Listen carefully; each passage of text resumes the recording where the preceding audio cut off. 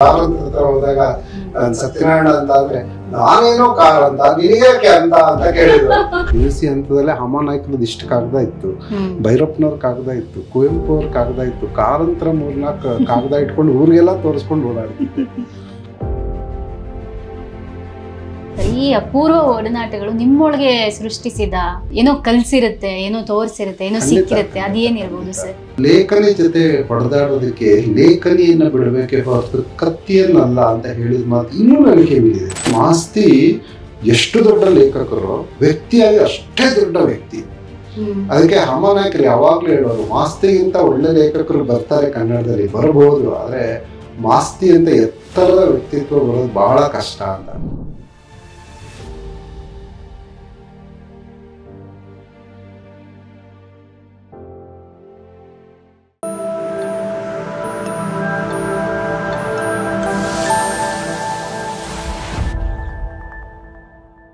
ಸ್ನೇಹಿತರೆ, ಎಲ್ರಿಗೂ ನಮಸ್ಕಾರ. ಝೂಮ್ ವಿತ್ ಬುಕ್ ಬ್ರಹ್ಮ ಕಾರ್ಯಕ್ರಮಕ್ಕೆ ಸ್ವಾಗತ. ನಾನು ಮಂಜುಳಾ ಹುಲಿಕುಂಟೆ. ಇವತ್ತು ನಮ್ಮ ಜೊತೆ ಇರುವಂಥ ಲೇಖಕ, ಇವರು ಸಂಸ್ಕೃತಿ ಚಿಂತಕರು ಮತ್ತು ಉಪನ್ಯಾಸಕರಾಗಿದ್ದಾರೆ. ಹಾಗೆ ಸಾಹಿತ್ಯದ ಎಲ್ಲ ಪ್ರಕಾರಗಳಲ್ಲಿ ಕೆಲಸ ಮಾಡಿರುವಂಥ ಎಲ್ಲ ತಲೆಮಾರುಗಳೊಂದಿಗೆ ಒಂದು ಒಡನಾಟ ಇಟ್ಕೊಂಡಿರುವಂಥ ಪ್ರೀತಿಯ ಜೀವ HS ಸತ್ಯನಾರಾಯಣ ಅವರು. ಸರ್, ಕಾರ್ಯಕ್ರಮಕ್ಕೆ ಸ್ವಾಗತ. ಸರ್, ಈಗ ನಿಮ್ಮ ಮುಖ ನೋಡ್ತಿದ್ದಂಗೆ ಅಥವಾ ಮಾತು ಶುರು ಮಾಡೋಕೆ ಮುಂಚೆನೆ, ನೀವಂದರೆ ಎಲ್ಲೋ ಒಂದು ಕಡೆ ಎಲ್ಲ ತಲೆಮಾರಿನವರ ಆಪ್ತ ಜೀವ.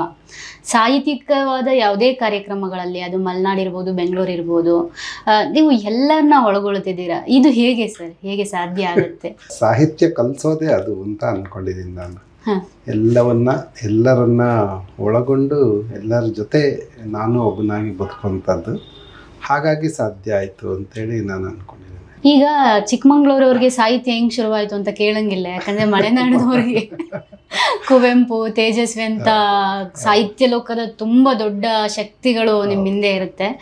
ನಿಮ್ಮ ಬಾಲ್ಯವನ್ನು ನೆನೆಯುವುದಾದ್ರೆ ಸರ್, ಆ ಮಲೆನಾಡಿನ ವಾತಾವರಣ ಮತ್ತು ಸಾಹಿತ್ಯದ ಒಡನಾಟದ ಬಗ್ಗೆ. ನಂದು ಮೂಲತಃ ಕುಪ್ಪಳಿ ಹತ್ತಿರದ ಊರು, ತೀರ್ಥಹಳ್ಳಿ ತಾಲೂಕೇ. ಹಾಗಾಗಿ ತೀರ್ಥಹಳ್ಳಿ ತಾಲೂಕಿನ ಸಾಹಿತ್ಯಿಕ ವಾತಾವರಣ ನಿಮಗೆ ಗೊತ್ತಿದೆ. ಕುವೆಂಪು ಒಬ್ಬರೇ ಅಲ್ಲ, ತೇಜಸ್ವಿ ಒಬ್ಬರೇ ಅಲ್ಲ, ಹಾಮಾನಾಯ್ಕರು, MK ಇಂದಿರಾ, ಅನಂತಮೂರ್ತಿ, ಈ ಥರದ ಘಟಾನುಘಟಿಗಳು ಬಂದ ನೆಲ. ನಾನು ಹುಟ್ಟಿದ್ದು ಚಿಕ್ಕಮಗಳೂರಿನಲ್ಲಿ. ಆದ್ದರಿಂದ ನನಗೆ ಚಿಕ್ಕದ್ರಿಂದ ಟೆಕ್ಸ್ಟ್ ಬುಕ್ಗಳನ್ನು ಓದೋದು ಅಷ್ಟೇನು ಹಿಡಿಸ್ತಿರ್ಲಿಲ್ಲ.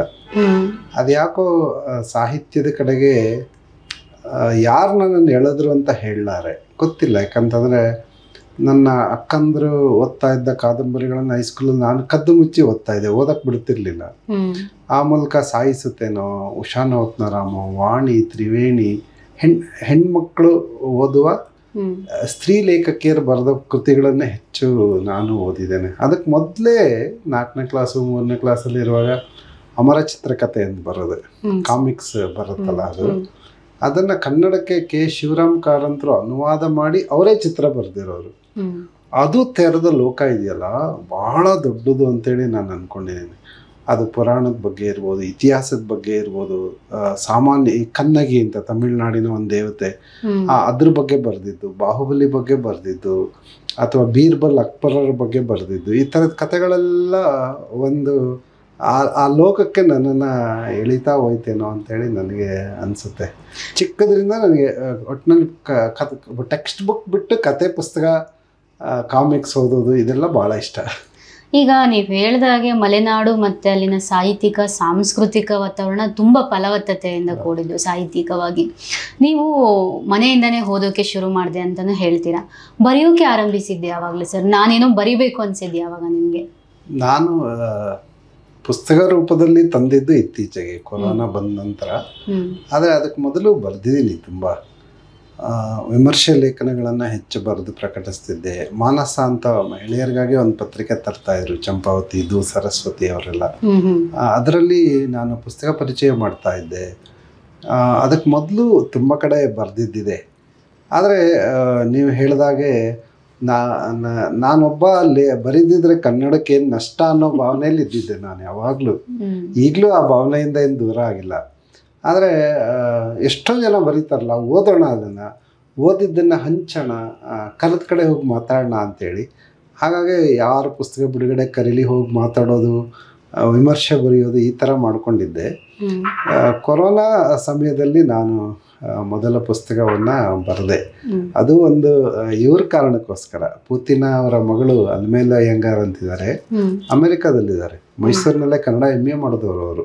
ದೇಜಗೋ ಮಗಳು ಅವರು ಆಲ್ನಳ್ಳಿ ಕೃಷ್ಣ ಕ್ಲಾಸ್ಮೇಟ್ ಅವರು ಒಂದ್ಸಲ ಸತ್ಯನಾರಾಯಣ ಕೊರೋನಾ ಹೇಗಿದೆ ಅಲ್ಮೇಲಾ ಅಯ್ಯಂಗಾರ್ ಅಂತ, ಹೇಗಿದೆ ಕೊರೋನಾ ಅಂತ ಕೇಳಕ್ಕೆ ಅಂತೇಳಿ ಫೋನ್ ಮಾಡಿದಾಗ ನಾನು ಈ ಪೊಲೀಸರೆಲ್ಲ ಓಡಾಡಕ್ಕೆ ಬಿಡ್ತಿರ್ಲಿಲ್ವಲ್ಲ, ಒಂದು ಕೆರೆ ಹತ್ರ ವಾಕ್ ಮಾಡುವಾಗ ಅವ್ರ ತಂದೆ ಬಗ್ಗೆ ಹೇಳಿದೆ. ಮೇಡಮ್ ಪೂತಿನ ನಾನು ನೋಡಿದ್ದೆ, ಅವ್ರಿಗೆ ಪೂತಿನ ಅವ್ರಿಗೆ ಒಂದು ಇದು ಬಂದಿತ್ತು, ಏನದು ಫೆಲೋಶಿಪ್, ಕೇಂದ್ರ ಸಾಹಿತ್ಯ ಅಕಾಡೆಮಿಯ ಫೆಲೋಶಿಪ್ ಅಂತಂದರೆ ಅದು ಒಬ್ಬ ಲೇಖಕನ ಜೀವಮಾನದಲ್ಲಿ ಸಿಕ್ಕೋ ದೊಡ್ಡ ಗೌರವ, ಸಾಹಿತ್ಯ ಅಕಾಡೆಮಿ ಕೊಡೋದು. ಆ ಫೆಲೋಶಿಪ್ ಅವ್ರಿಗೆ ಬಂದಿತ್ತಲ್ಲ, ಅವತ್ತು ಅವರು ನಾನು ನೋಡಿದೆ ಆಕಸ್ಮಿಕವಾಗಿ.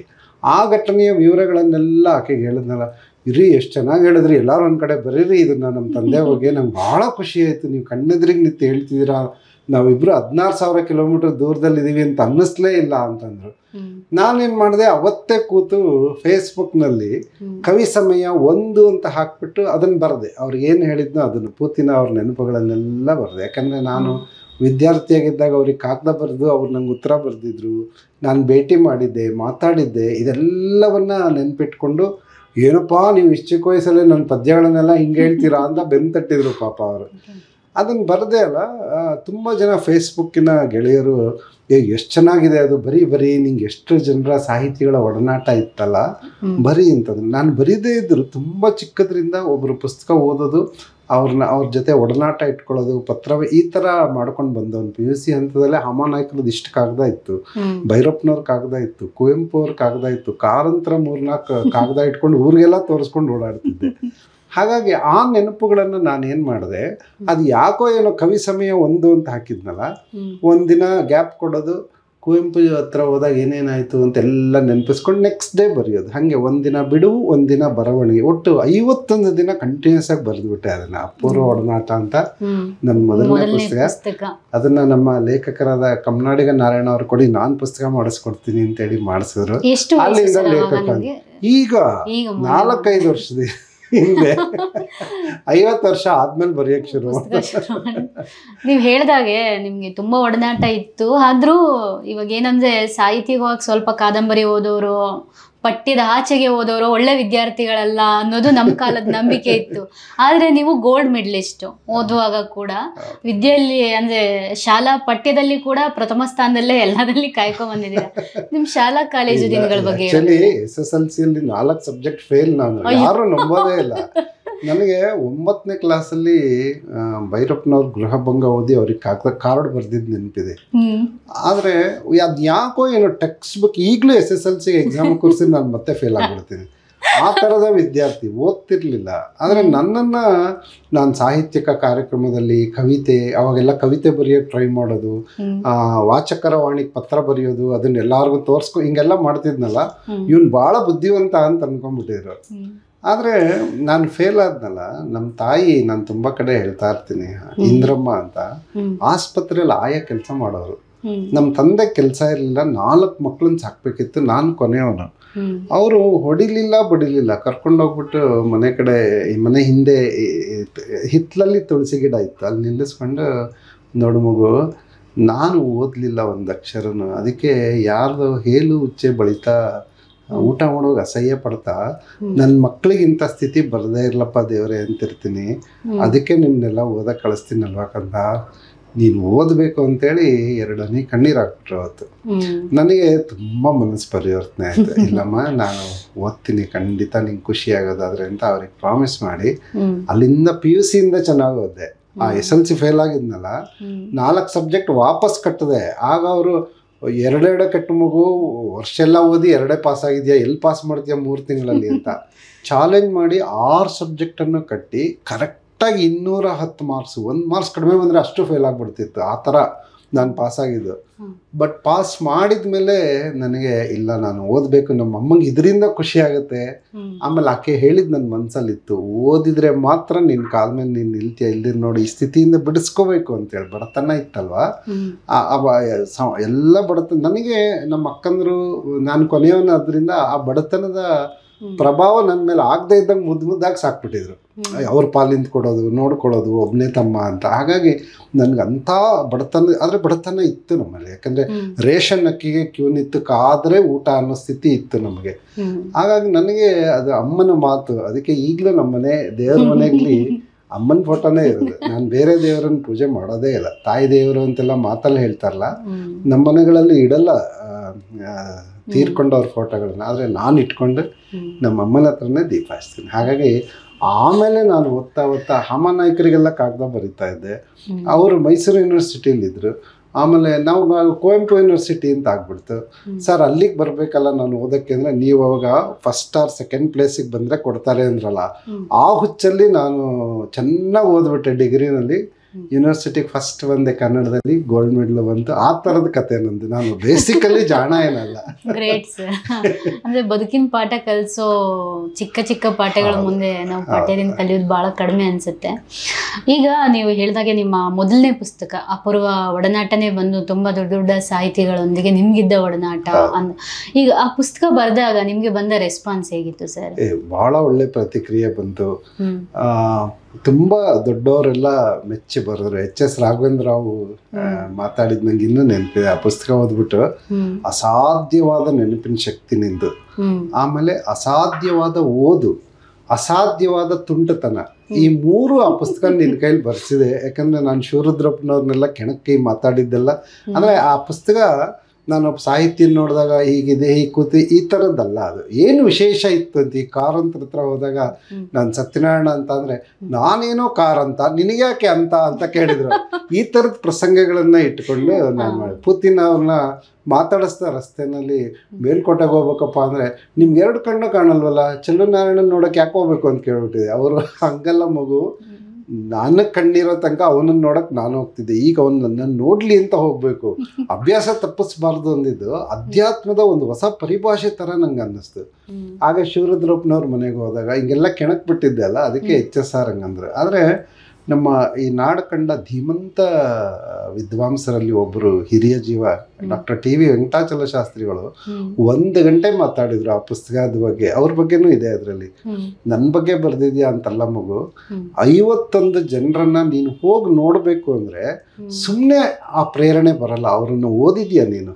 ನನ್ನ ವಿದ್ಯಾರ್ಥಿಯಾಗಿ ನೀನು ಆ ಥರದ ಓದಿ ಈ ಥರದೊಂದು ಸಂಪರ್ಕ ಇಟ್ಕೊಂಡಿದ್ದು ನಂಗೆ ಭಾಳ ಖುಷಿ ಅಂತ ಅಂದದ್ದು. ಅಥವಾ ಆಶಾದೇವಿಯವರೇ MA ಸಾಹಿತ್ಯಕ್ಕೆ ಪ್ರವೇಶಿಸೋರಿಗೆ ಭಾಳ ಒಳ್ಳೆ ಪ್ರವೇಶಕ್ಕೆ ಈ ಪುಸ್ತಕ ಕೊಡ್ರಿ, ಅರ್ಧ ಬೆಳೆಗೆ ಒಂದು 50 ನನಗೆ, ನಾನು ಎಲ್ಲರಿಗೂ ಕೊಟ್ಟು ಓದಿಸ್ತೀನಿ ಅಂತ ಹೇಳಿದರು.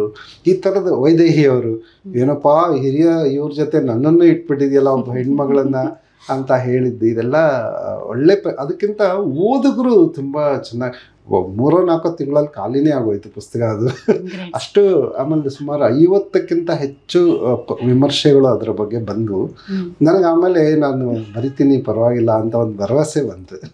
ಈ ಎಲ್ಲ ಒಡನಾಟಗಳು ತೀರಾ ಅಪೂರ್ವನೇ ಸರ್. ಈ ಅಪೂರ್ವ ಒಡನಾಟಗಳು ನಿಮ್ಮೊಳಗೆ ಸೃಷ್ಟಿಸಿದ ಒಂದೇನಂತಾರೆ, ಏನೋ ಕಲ್ಸಿರುತ್ತೆ, ಏನೋ ತೋರಿಸಿರುತ್ತೆ, ಏನೋ ಸಿಕ್ಕಿರುತ್ತೆ, ಅದೇನಿರ್ಬೋದು ಸರ್? ಅದು ಒಂದು ಅದೇ ಬದುಕನ್ನು ಇನ್ನಷ್ಟು ಸ್ಪಷ್ಟತೆ ಮತ್ತು ವಿಸ್ತಾರವಾಗಿ ಕಾಣುವ, ಅಥವಾ ಒಂದು ಸಂತೋಷದ ದಾರಿಯನ್ನು ಹುಡುಕೊಂಡು ಸಂತೋಷವನ್ನು ಹಂಚುತ್ತಾ ನಗನಗ್ತಾ ಬದುಕೋದನ್ನು ನನಗೆ ಕಲಿಸ್ತೇನೋ ಅಂತೇಳಿ ಅನಿಸುತ್ತೆ. ಕಣವಿಯವರನ್ನು ನೋಡಿದಾಗ ಒಂದು ಪಾಠ ಕಲ್ತಿದ್ದಿರ್ಬೋದು. ಕಲಬುರ್ಗಿಯವ್ರನ್ನ ನೋಡಿದಾಗ, ಕಲಬುರ್ಗಿಯವ್ರು ಬಂದಾಗ ನಾನು BA ವಿದ್ಯಾರ್ಥಿ ಅಷ್ಟೇ. ಅವರು ಲೇಖನಿ ಜೊತೆ ಹೊಡೆದಾಡೋದಕ್ಕೆ ಲೇಖನಿಯನ್ನು ಬಿಡಬೇಕೆ ಹೊರತು ಕತ್ತಿಯನ್ನಲ್ಲ ಅಂತ ಹೇಳಿದ ಮಾತು ಇನ್ನೂ ನನಗೆ ಕಿವಿಲಿದೆ. ಆದರೆ ಅವ್ರು ತೀರ್ಕೊಂಡಾಗ ನನಗೆ ಇದನ್ನೇ ಅವರು ಊಹೆ ಮಾಡಿದ್ರ, ಈ ಮಾತನ್ನು ಯಾವಾಗಲೂ ಹೇಳಿದ್ರಲ್ಲ ಅಂತ ಅನ್ಸೋದು. ಅದೇ ಆ ಥರದ ಸಂಗತಿಗಳನ್ನು ನಾನು ಈಗ ವ್ಯಾಖ್ಯಾನ ಮಾಡಿ ನಿಮ್ಗೆ ಹೇಳಲ್ಲ ಅದೇನು ಕಲಿಸ್ತು ನನಗೆ ಅಂತ. ಆದರೆ ಒಂದು ಎಚ್ಚರವನ್ನು ಕಲಿಸ್ತು, ಒಂದು ಒಳನೋಟವನ್ನು ಕಲಿಸ್ತು. KV ಸುಬ್ಬಣ್ಣ ಅವರು ಚಿಕ್ಕಮಂಗ್ಳೂರಿಗೆ ಬಂದಿದ್ರು. ಆಮೇಲೆ ನಾನು ಇನ್ನೂ ಚಿಕ್ಕವನು ಅವಾಗ. ಆಮೇಲೆ ಒಂದಿಷ್ಟೇ ಅವ್ರು ಇದ್ದಿದ್ದೆ ಒಂದು ಗುಬ್ಬಚ್ಚಿ ಥರ ಉಪ್ಪಿಟ್ಟು ಕೊಟ್ಟರೆ ಬಾಯಲ್ಲಿ ತಗ ಅಂತೇಳಿ ನನಗೆ ಅದ್ರಲ್ಲಿ ಅರ್ಧ ಕೊಟ್ಟು ಹಿಂಗೆ ಬಾಯಿಗೆ ಇಡ್ತೀನಿ ಸಪ್ಪೆ ಅನ್ಸುತ್ತಲ್ಲೇನಾ ಅಂತಂದ್ರೆ ನಾನು ಕಿಸಿಕ್ಕಂತ ಯಾಕೆ ಕಿಸ್ತಿದ್ದು ಅಂತ ಕೇಳಿದ್ರೆ ಅಲ್ಲ ಸರ್ ಉಪ್ಪು ಸರಿನೇ ಇದೆ ನೀವು ಎಲ್ಲಡಿಕೆ ಹಾಕೊಂಡು ನಿಮ್ಮ ಬಾಯಿಗೆ ರುಚಿ ಗೊತ್ತಾಗ್ತಿಲ್ಲ ಅಂದ್ಬಿಟ್ಟೆ ನನಗೆ. ಆಮೇಲೆ ನಕ್ಕೊಟ್ಟು ಸುಮ್ಮನಾಗಿ ಆಮೇಲೆ ಅವ್ರು ಹೇಳಿದ್ರು ನೋಡಿ ನಮ್ಮ ಹಿರಿಯರು ಅವರು ಯಾವ ಯೂನಿವರ್ಸಿಟಿಲೂ ಕಲ್ತವ್ರಲ್ಲ ಕಣ, ಆದರೆ ಉಪ್ಪು ಕಮ್ಮಿ ಅಂತ ಹೇಳಬಾರ್ದು, 2 ಕಾಳು ಉಪ್ಪಾಕು ಅಂತ ಹೇಳಬೇಕು ಅಂತ ಹೇಳ್ಕೊಡೋರು ಅಂತಂದ್ರೆ ಈ ನೆಗೆಟಿವ್ ಆಗಿ ನೋಡುವ ಇದನ್ನ ಬಿಟ್ಬಿಡ್ಬೇಕು. ಅದನ್ನ 1000 ಮುಳ್ಳಿರಲಿ ಒಂದಾರೆ ಅರಳಿದ ಹೂವಿರಲಿ ಅಂತ ಕಂಬಾರು ಬರೀತಾರಲ್ಲ, ಆ ಥರದ ಎಲ್ಲವೂ ಒಂದೊಂದನ್ನ ಕಲಿಸಿದೆ ಮೇಡಮ್ ನನಗೆ. ಸರ್, ಇವಾಗ ನಿಮ್ಮನೆಲ್ಲ ಮಲೆನಾಡು ಅಂದರೆ ನಾವು ಕುವೆಂಪು ನೋಡೋದು ರಾಷ್ಟ್ರಕವಿ, ಹೀಗೆ ತುಂಬ ದೊಡ್ಡ ದೊಡ್ಡ ವ್ಯಾಖ್ಯಾನ ಇದೆ, ಮಾತಾಡೋಕ್ಕೆ ಸಿಗದಷ್ಟು ದೊಡ್ಡ ಗ್ರಂಥ ಅವರು. ಆದರೆ ನೀವು ಕುವೆಂಪು ಅಲಕ್ಷಿತರೆದೆ ದೀಪ ಅಂತ ಒಂದು ಪುಸ್ತಕ ಬರೀತೀರ. ಆ ಹೆಸರೇ ತುಂಬ ವಿಭಿನ್ನವಾದ್ದು, ಮತ್ತೆ ಅದಕ್ಕೊಂದು ಶಕ್ತಿ ಇದೆ ಸರ್. ಆಕ್ಚುಲಿ ಆ ಮಾತನ್ನ ಅಂಬೇಡ್ಕರ್ ಬಗ್ಗೆ ಹೇಳೋದು ಅದು ಅಲಕ್ಷಿತರೆದೆಯ ದೀಪ ಅಂತ. ನಾನು ಕನ್ನಡದ ಸಾಹಿತ್ಯದ ಮಟ್ಟಿಗೆ ಕುವೆಂಪು ಅವರ ಬರವಣಿಗೆಯ ರ್ಯಾಷನಲಿಸಮ್ ಇದೆಯಲ್ಲ, ಅದು ತಳ ಸಮುದಾಯದವರಿಗೆ ಕೊಟ್ಟ ಸ್ಥೈರ್ಯ ತುಂಬಾ ದೊಡ್ಡದು ಅಂತ ಇವತ್ತಿಗೂ ನಂಬಿರೋನು. ಅವರು ಕವಿಯಾಗಿ ಅವ್ರಿಗಿಂತ ತುಂಬಾ ಶ್ರೇಷ್ಠರು ಇದ್ದಾರೆ ನಮ್ಮಲ್ಲಿ. ಆದರೆ ಕುವೆಂಪು ಅವರಷ್ಟೇ ರ್ಯಾಷನಲಿಸಮ್ ಇದ್ದವರಿದ್ದಾರೆ. ಆದರೆ ಸಾಧ್ಯವಾದ ಅಡಿಯಲ್ಲೆಲ್ಲ ಆ ದಾಸ್ಯದಿಂದ ಬಿಡಿಸ್ಕೊಳ್ದಿದ್ರೆ ನಮಗೆ ಮುಕ್ತಿ ಇಲ್ಲ ಅನ್ನೋದನ್ನ ಮತ್ತೆ ಇಲ್ಲವೇ ಇಲ್ಲ. ಅದು ಇಡೀ ಒಂದು ಶತಮಾನದ ಕರ್ನಾಟಕದ ಸಾಂಸ್ಕೃತಿಕ ಬದುಕನ್ನು ಪ್ರಭಾವಿಸಿದೆ ಕುವೆಂಪು ಅವರ ಬರಹ ಅಂತೇಳಿ. ಅದಕ್ಕೆ ನಾನು ಆ ಟೈಟಲ್ ಅನ್ನ ಇಟ್ಟೆ. ಆಕ್ಚುಲಿ ಅದು ನಮ್ಮ ಬೈರ್ಮಂಗ್ಲ ರಾಮೇಗೌಡ ಸರ್ ಅವರ ಒತ್ತಾಯಕ್ಕೆ ನಾನು ಬರೆದಿದ್ದು. ಅವರೇ ಎಲ್ಲ ಕಡೆ ಹೋಗಿ ಮಾತಾಡ್ತೀಯಲ್ಲ ಅಂತೇಳಿ. ಆಮೇಲೆ ಕುವೆಂಪು ಬಗ್ಗೆ ನಾನು ಆ ಪುಸ್ತಕ ಬರೆಯೋದು ಅಷ್ಟೊತ್ತಿಗೆ 16,000ಕ್ಕಿಂತ ಹೆಚ್ಚು ಪ್ರತಿಕ್ರಿಯೆ ಬಂದಿದೆ. 16,000 ಪುಟಗಳಿಗಿಂತ ಹೆಚ್ಚು ಪ್ರತಿಕ್ರಿಯೆ ಬಂದಿದೆ. ನನ್ನ ತಿಳುವಳಿಕೆ ಇದೆ. ಆದ್ರೂ ಕೂಡ ಹೊಸ ತಲೆಮಾರಿನ ಯುವಕರಿಗೆ ನಾವು ಹೋಗಿ ಕುವೆಂಪು ಅವರ ವಿಚಾರವನ್ನ, ಅವ್ರ ವೈಚಾರಿಕತೆಯನ್ನ, ಅವ್ರ ನಿರಂಕುಶ ಮತಿತ್ವವನ್ನ, ಅವರ ಸಮಗ್ರ ಸರ್ವೋದಯ ಕಲ್ಪನೆಯನ್ನ ಹೇಳೋ ಸಂದರ್ಭ ಬರ್ತಿತ್ತಲ್ಲ, ಆ ಅನಿಕೇತನ ಕಲ್ಪನೆಯನ್ನ, ಅದಕ್ಕೆ ಅದನ್ನೇ ಬರೀ ಉಪನ್ಯಾಸಗಳನ್ನೇ ಅಂತ ಹೇಳಿ ಅವ್ರು ಬರ್ಸಿದ್ದದು. ಇದೊಂದು ವಿಭಿನ್ನ ನೋಟನೆ ಅನ್ಬೋದು. ಕುವೆಂಪುನ ವೈಚಾರಿಕವಾಗಿ ಎಷ್ಟು ಓದ್ಕೊಂಡ್ರು ಎಲ್ಲೋ ಒಂದ್ ಕಡೆ ಅಲಕ್ಷಿತ ಹೃದಯ ದೀಪ ಅಂತ ನೋಡೋದು, ಅಥವಾ ದಲಿತ ದಮನಿತ ಸಮುದಾಯಗಳಿಗೆ ಅವ್ರು ಕೊಟ್ಟ ವೈಚಾರಿಕತೆ ತುಂಬಾ ಮುಖ್ಯ. ಅವರನ್ನ ತುಂಬಾ ನಾವು ನೋಡ್ತಾ ಬಂದಾಗೆ ಮಹಾಕವಿ, ರಸಋಷಿ, ಸಂಭೂತ ಅನ್ನೋ ತರ. ನಾವೆಲ್ಲ ತೇಜಸ್ವಿ ಅವರ ಬರವಣಿಗೆಯಿಂದ ಪ್ರಭಾವಿತರಾದವರು. ಅವ್ರ ಅಣ್ಣನ ನೆನಪನು ಅಥವಾ ಅವ್ರ ಮಗಳು ಕಂಡ ಕುವೆಂಪು ಇದೆಯಲ್ಲ, ತಾರಿಣಿ ಅವ್ರು ಅವನ್ನೆಲ್ಲ ಓದಿದ್ಮೇಲೆ ಇವರು ನಮ್ಮಂಗೆ ಸಾಮಾನ್ಯ ಮನುಷ್ಯ, ಅನ್ನ ತಿನ್ಕೊಂಡು ಬದುಕೋರು, ಅವ್ರೇನು ಆಕಾಶದಿಂದ ಉದುರಿದವ್ರಲ್ಲ ಅಂತೇಳಿ. ಆದ್ರೆ ಅವ್ರ ಬರವಣಿಗೆಯ ಮೂಲಕ ಹೇಳಕ್ಕೆ ಪ್ರಯತ್ನ ಪಟ್ಟಿದ್ದಿದೆಯಲ್ಲ. ನೀವು ನೋಡಿ, ತೇಜಸ್ವಿ ಅಣ್ಣನ ನೆನಪಿನಲ್ಲಿ ಅದನ್ನ ಹೇಳಿದ್ದಾರೆ. ಒಂದ್ಸಲ ಅವ್ರ ಶವ ನೋಡೋದಕ್ಕೆ ಒಂದು ಜಾಡಮಾಲಿಗಳ ಗುಂಪು ಬರುತ್ತೆ, ಸ್ಕ್ಯಾವೆಂಜರ್ಸ್ ಬರ್ತಾರೆ. ಇವ್ರಿಗೆ ಆಶ್ಚರ್ಯ, ಹಾರ ತಗೊಂಡು ಬರ್ತಾರೆ. ಇವ್ರು ಹೋಗಿ ನೀವು ಯಾಕೆ ನೋಡ್ಬೇಕು ಅವ್ರನ್ನ ಅಂತ ಕೇಳ್ತಾರೆ. ನೋಡಿ, ಅವರು ಯಾರು ಕುವೆಂಪು ಅವರ ಜಲಗಾರ ನಾಟಕನ ಓದ್ದವ್ರಲ್ವ, ಮತ್ತೊಂದು ಓದ್ದವ್ರಲ್ಲ. ಆದ್ರೆ ಅವರಿಗೆ ಕಿವಿಗೆ ಬಿದ್ದ ಮಾತೇನಪ್ಪ ಅಂದ್ರೆ, ಕುವೆಂಪು ನಮ್ಮ ಬಗ್ಗೆ ಒಂದು ನಾಟಕ ಬರ್ದಿದಾರಂತೆ, ಅದರಲ್ಲಿ ನಮ್ಮನ್ನ ಶಿವನಿಗೆ ಹೋಲಿಸಿದಾರಂತೆ. ಶಿವ ಅದರಲ್ಲಿ ಬಂದ್ಬಿಟ್ಟು ನಾನೊಬ್ಬ ಜಗದ ಜಲಗಾರ ಅಂತ ಹೇಳ್ತಾನಲ್ಲ, ಅದಕ್ಕೆ ಈ ಗೌರವ ಯಾವ ಒಬ್ಬ ಲೇಖಕನಿಗೆ ಈ ತರದ ಸಂದರ್ಭ ಸೃಷ್ಟಿಯಾಗಿದೆ ನೋಡಿ ಅಲ್ವಾ. ಹಾಗಾಗಿ ನಾನು ಆ ಟೈಟ್ಲನ್ನ ಕುವೆಂಪು ಅವರಿಗೆ, ಆಕ್ಚುಲಿ ಅಂಬೇಡ್ಕರ್ ಅವರಿಗೆ ಹೇಳಿದ ಮಾತು, ಕುವೆಂಪು ಆ ಕೆಲಸನ ಮಾಡಿದ್ರು ಅಂತ ಹೇಳ್ಬಿಟ್ಟು ಆ ಪುಸ್ತಕಕ್ಕೆ ಇಟ್ಕೊಂಡೆ, ಅಲಕ್ಷಿತರದಿ. ಅದು ತುಂಬಾ ಒಳ್ಳೆ ಕೆಲಸ ಅನ್ಸುತ್ತೆ ಸರ್. ನಾವು ಕುವೆಂಪುನ ಹೇಗೂ ತಲುಪಿಸ್ಬೇಕು, ಅದು ಅನಿವಾರ್ಯ ಕೂಡ. ಮತ್ತೆ ನಿಮ್ಮ PhD ಥೀಸಿಸ್ ಸರ್, ತೇಜಸ್ವಿ ಅವರ ಕಥನಗಳಲ್ಲಿ ಸಾಂಸ್ಕೃತಿಕ ಬಗ್ಗೆ ಮಾತಾಡ್ತೀರಾ. ಆ ವಿಷಯ ನಿಮ್ಗೆ PhD ಥೀಸಿಸ್ ಆಗಿ ತಗೊಬೇಕು ಅಂತ ಅನ್ಸಿದ್ದು ಯಾಕೆ? ನಿಮ್ಗೆ ಗೊತ್ತಿರೋ ಹಾಗೆ ನಮ್ಮ ಪದವಿ ಪೂರ್ವ ಶಿಕ್ಷಣ ಇಲಾಖೆಯಲ್ಲಿ PhD ಮಾಡಿದ್ರೆ ಯಾವುದೇ ಲೌಕಿಕ ಲಾಭಗಳಿರಲ್ಲ. ಅಂದ್ರೆ ಇನ್ಕ್ರಿಮೆಂಟ್ ಬರುತ್ತೆ, ಇವ್ರಿಗೆ ಡಿಗ್ರಿಯಲ್ಲೆಲ್ಲ 1-2 ಈ ತರ ಇರುತ್ತೆ. ಹಾಗಾಗಿ ನಾನು MA ಮುಗಿಸಿದ ತಕ್ಷಣ ಸಾಮಾನ್ಯವಾಗಿ PhD ಮಾಡೋ ಉಮೇದ್ ಇರುತ್ತಲ್ಲ, ಮಾಡಲಿಲ್ಲ. ಅಯ್ಯೋ ಏನಾಗುತ್ತೆ ಪರವಾಗಿಲ್ಲ ಅಂತ ಕಾದ್ ನೋಡೋಣ ಅಂತ DR ನಾಗರಾಜು ಮತ್ತೆ ವಿಜಯ ದಬ್ಬೆ ಅಂತವರು ಆತರ ಪಡಬೇಡಿ, ಒಂದಷ್ಟು ಥೀಸಿಸ್ನ ಓದಿ ಅದನ್ನು ಓದಿದ್ಮೇಲೆ ನಿಮಗೆ ನಾನು ಮಾಡ್ಬೋದು ಅಂತ ಧೈರ್ಯ ಬಂದರೆ ಮುಂದುವರಿರಿ ಅಂತ ಹೇಳಿದರು. ಅದು ಒಂದು ಕಾರಣಕ್ಕೆ. ಮತ್ತೆ ಇದೇನು ಒಂದು ಇನ್ಕ್ರಿಮೆಂಟು ಕೊಡಲ್ಲ, ಅದಕ್ಕೆ ಯಾಕೆ ಕೆಲಸ ಸಿಕ್ಕಿದ ಮೇಲೆ ಆ ಓದಿಗೆಲ್ಲ ಹೋಗಲ್ಲ, ನಾವು ಒಂದು ಸಂಬಳದ ರುಚಿ ಕಂಡ್ಕೊಂಡ್ಬಿಡ್ತೀವಲ್ಲ. ಆದರೆ ತೇಜಸ್ವಿ ಅವರ ಜೊತೆ ಇದ್ದೆ ನಾನು ಮೂಡಿಗೆರೆಯಲ್ಲಿ. ಅವ್ರು ಪ್ರೂಫ್ ರೀಡರ್ ಆಗಿ ಕೆಲಸ ಮಾಡ್ತಾ ಇದ್ದೆ ಮೊದಲು. ಸುಮಾರು ಹೆಚ್ಚು ಕಡಿಮೆ ಒಂದು 20 ವರ್ಷದಿಂದ ಅವರ ಸಾಹಿತ್ಯನ ನಾನು ಓದ್ಕೊಂಡು ಬಂದಿದ್ದೆ. ಅದಕ್ಕೆ ನಾನು ಅಲ್ಲಿದ್ದಾಗಲೇ ತೀರ್ಕೊಂಡ್ರು ಅವರು 2007ರಲ್ಲಿ. ಅಲ್ಲೇ ಕಾಲೇಜಲ್ಲಿ ಕೆಲಸ ಮಾಡ್ತಾ ಇದ್ದೆ. ನಂಗೆ ಆಗ ಬಲವಾದ ಆಸೆ ಬಂದ್ಬಿಡ್ತು ತೇಜಸ್ವಿ.